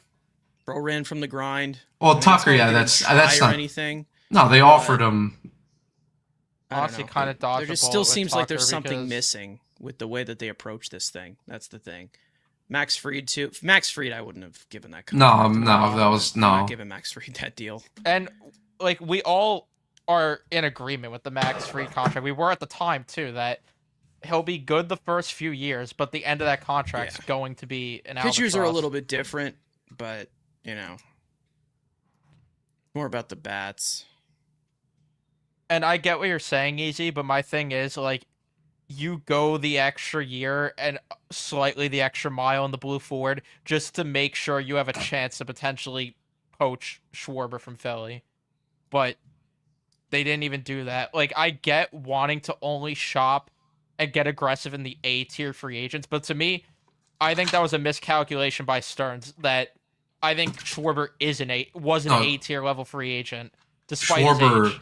Schwarber is an A-tier level. Despite his age and despite being a DH only, he's hitting you 40 to 50 nukes a year. Like, I'm sorry, but that's just a miscalculation. But Evan, you should have just paid Pete Alonso then. That's true. Cheeto I Bear. know, like Pete Alonso's so much better than Schwarber. It's sad that we fucking share oxygen with people. It's that think actually that. insane how there's Mets fans that actually believe that. It's crazy. Well, yeah. Well, because does Kyle Schwarber have a burger named after him? I don't think Does so. Kyle Schwarber have 2 home run derby titles? What's the biggest contract he's gave out outside of Soto? What is the biggest contract? Probably Manaya. Or the Bo one. Or technically it's Bo. I mean, yeah, but if he opts out, then Total value. Well, yeah. Total And value. Total value. It's Bo, but in terms of non-opt-outs, it's or did Manaya have? No, I don't think he had an opt-out on this one. So then, that's he had Manaya deferred 3. payments. Yeah, he had deferred. payments, but So then it's Manaya 3s for 75. he has not given out a 4-year deal yet. He didn't even give out a 4-year deal to Mendoza. So I don't think Why don't you let that simmer? Well, listen.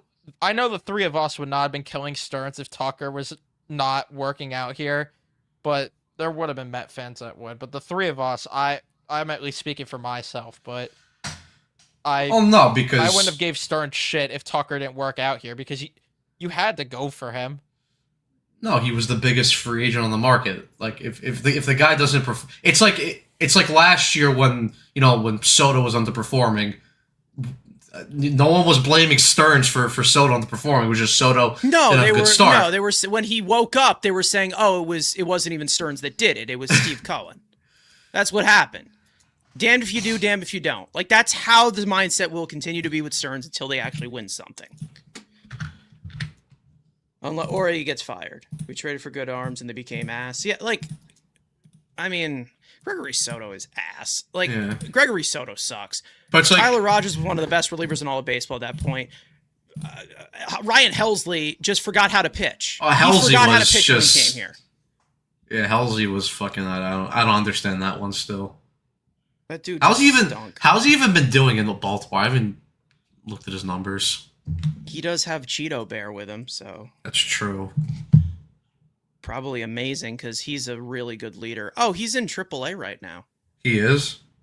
Oh, because he's hurt. Never mind. Yeah, Okay. Halsey got it. Oh, he's Yeah, a no, 2. been okay. He has a 2.53. Okay, nice.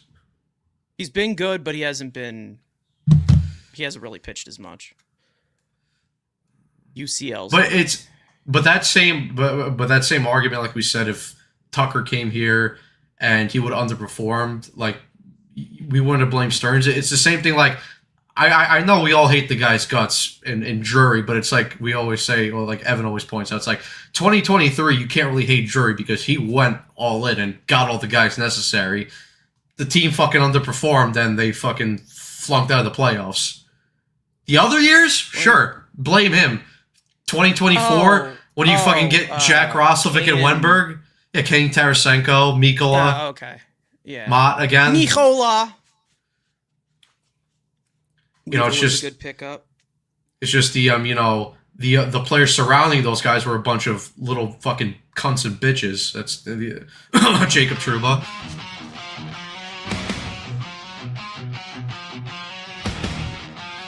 No, like Gerard Gallant said, talent doesn't mean everything.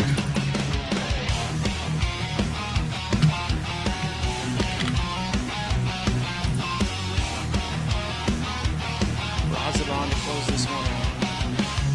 From Bill Miller, Dominican Republic, he who was Scarborough, so back and through on dancing feet. 6'3", leaning mean, right arm slinging fire. Late bloomer legend took the long road higher. Signed with the Rockies, bounce around the grind. In Miami, called bullpen savior in his prime. Sweeper got that nasty bike, slider got the tip. Hit a C and go shelling, step bro, help me quick. Step bro, man of many talents, dropping heat in the pen. Yeah, he handles all the challenge from the island to Queens, wearing number 43. First pitch to Smith is in there for strike one. Hit us free, step bro, twisting up the game. Twisting up the game.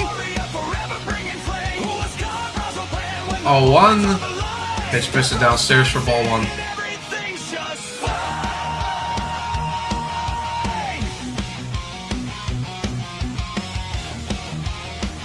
1-1 pitch is popped up just outside the infield. Semyon calls everyone off and makes the catch for the first out. That's also the other thing. Man of many talents. That's also the other thing I'm wondering about is how long is he gonna wait to make the decision on Mendoza? Because I think it's such a bad look if we go into the offseason and he goes in without a contract. To me that is such a bad look. Well, I think it's an option. I wouldn't be surprised if he picks up his option. I'm gonna tell you right now, I wouldn't be surprised. Just I don't I to know tell we you, might not man. even get baseball next year in the first place, but chalk it up if Riley- that asshole's back. Flies out, 2 outs. Mets are 1 out away from Yeah, taking it's the a full series over the option for next Braves. year. Man of many talents. Mendy's the scapegoat. Mendy has plenty of blame towards No, him. Men- There's plenty Men- of blame to go around. Listen, everyone deserves blame, but Mendoza's not a good manager. Everyone but I'm Jared sorry. Young deserves blame. There's been 3 years of evidence to show that he's just not a good manager. No. And again, has the rosters has that he's been given been flawed? Sure, but a better manager would have worked around those flaws. Like He's just like not a good leader. pitches popped up and foul. It's just clear JD Martinez and Jose Iglesias were the managers that year. Like there's multiple times, like even at the end of last year, I said if and listen, that last year's team was still flawed and they deserve to be broken up. But if you flip flop Terry Francona and put him with that Mets team last year, that team makes the playoffs. A Speaking better of manager. Jeff, Well, where's what Jeff happened? now? Speaking of Jeff, I don't know if this is the Jeff you're talking about, but whenever I look up his like numbers, I just smile. Like, rest in so much piss, bro. Like, seriously, he has a 69 weighted runs created plus. Like, fuck you, man. This is amazing. 1-2 pitch, foul away. I've never Mendoza's- felt more beautiful in my life. You know? Mendoza Stearns shield. That's what I said going into the year, that it felt like Mendoza was being used as a shield. Well, he was lame duck from the very beginning. I didn't expect him to be gone. That, like I already said, like I didn't expect him to be gone, so I was not surprised. So I barely even fought it. No, and that's the thing. Like, I knew they weren't going to make the change with him being the manager, but It's to me, just like, weird when it's just- when you switch out an entire coaching staff that you should have switched out 2 years before. that, It's weird. and it's also the fact that it's like, They again, do things so you're ass going in with a backwards. new group of players, and they're starting off like this. How do you not make the change at least earlier this especially when season? you see guys like Cora and Hit in Thompson the lose their air. jobs, too. Ewing makes One the more. catch, and the ball game is over. The Mets take the rubber match 8-1. Brazaban shuts the door, and the Mets take 2 out of 3 from the Atlanta Braves at Citi Field. They get a strong offensive performance today. Couple of home runs from guys like AJ Ewing, Marcus Semien, Juan Soto with a strong day to play, Carson Benj, Brett Beatty with an RBI as well, and take the series 2 out of 3. There you go. The team's back And, now. and this is the thing we always say.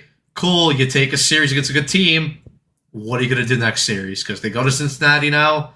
They play the Reds, who are an all right team, but these are the type of teams that this team has stumbled on, and they've not been able to build momentum, especially after, beating the good teams in these type of series. So 32 and They 39. never ride the lightning. They just No. never ride it, man.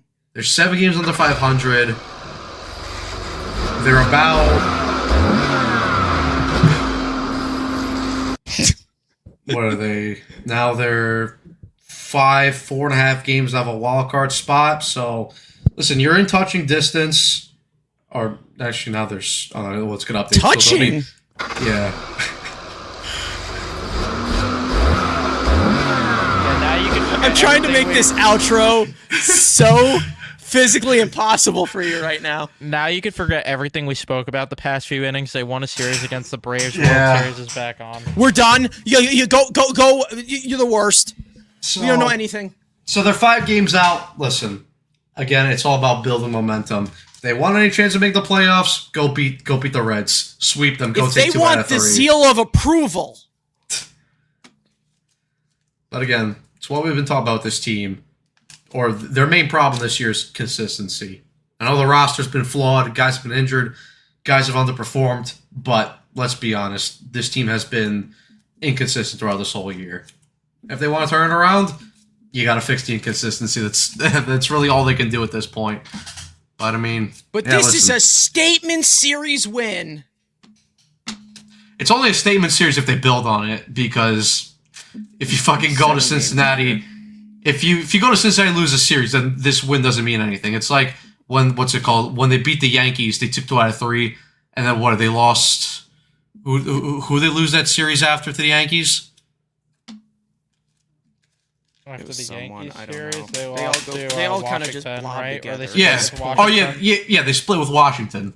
And then they lost that series right after too. So it's like, okay, Much as a cool. loss, they got fucking swept by Miami after. Yeah, they got swept by Miami. So it's like, yeah, like cool. It doesn't mean anything, but we'll see.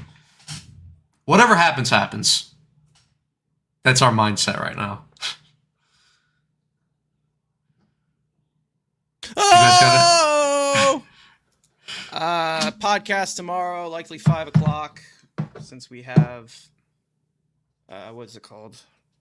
The next series starting off at 7. And yeah. Knicks are champions. It's pool time. All right. See you guys later. Peace out. Let's go, Knock Mets. yours down now.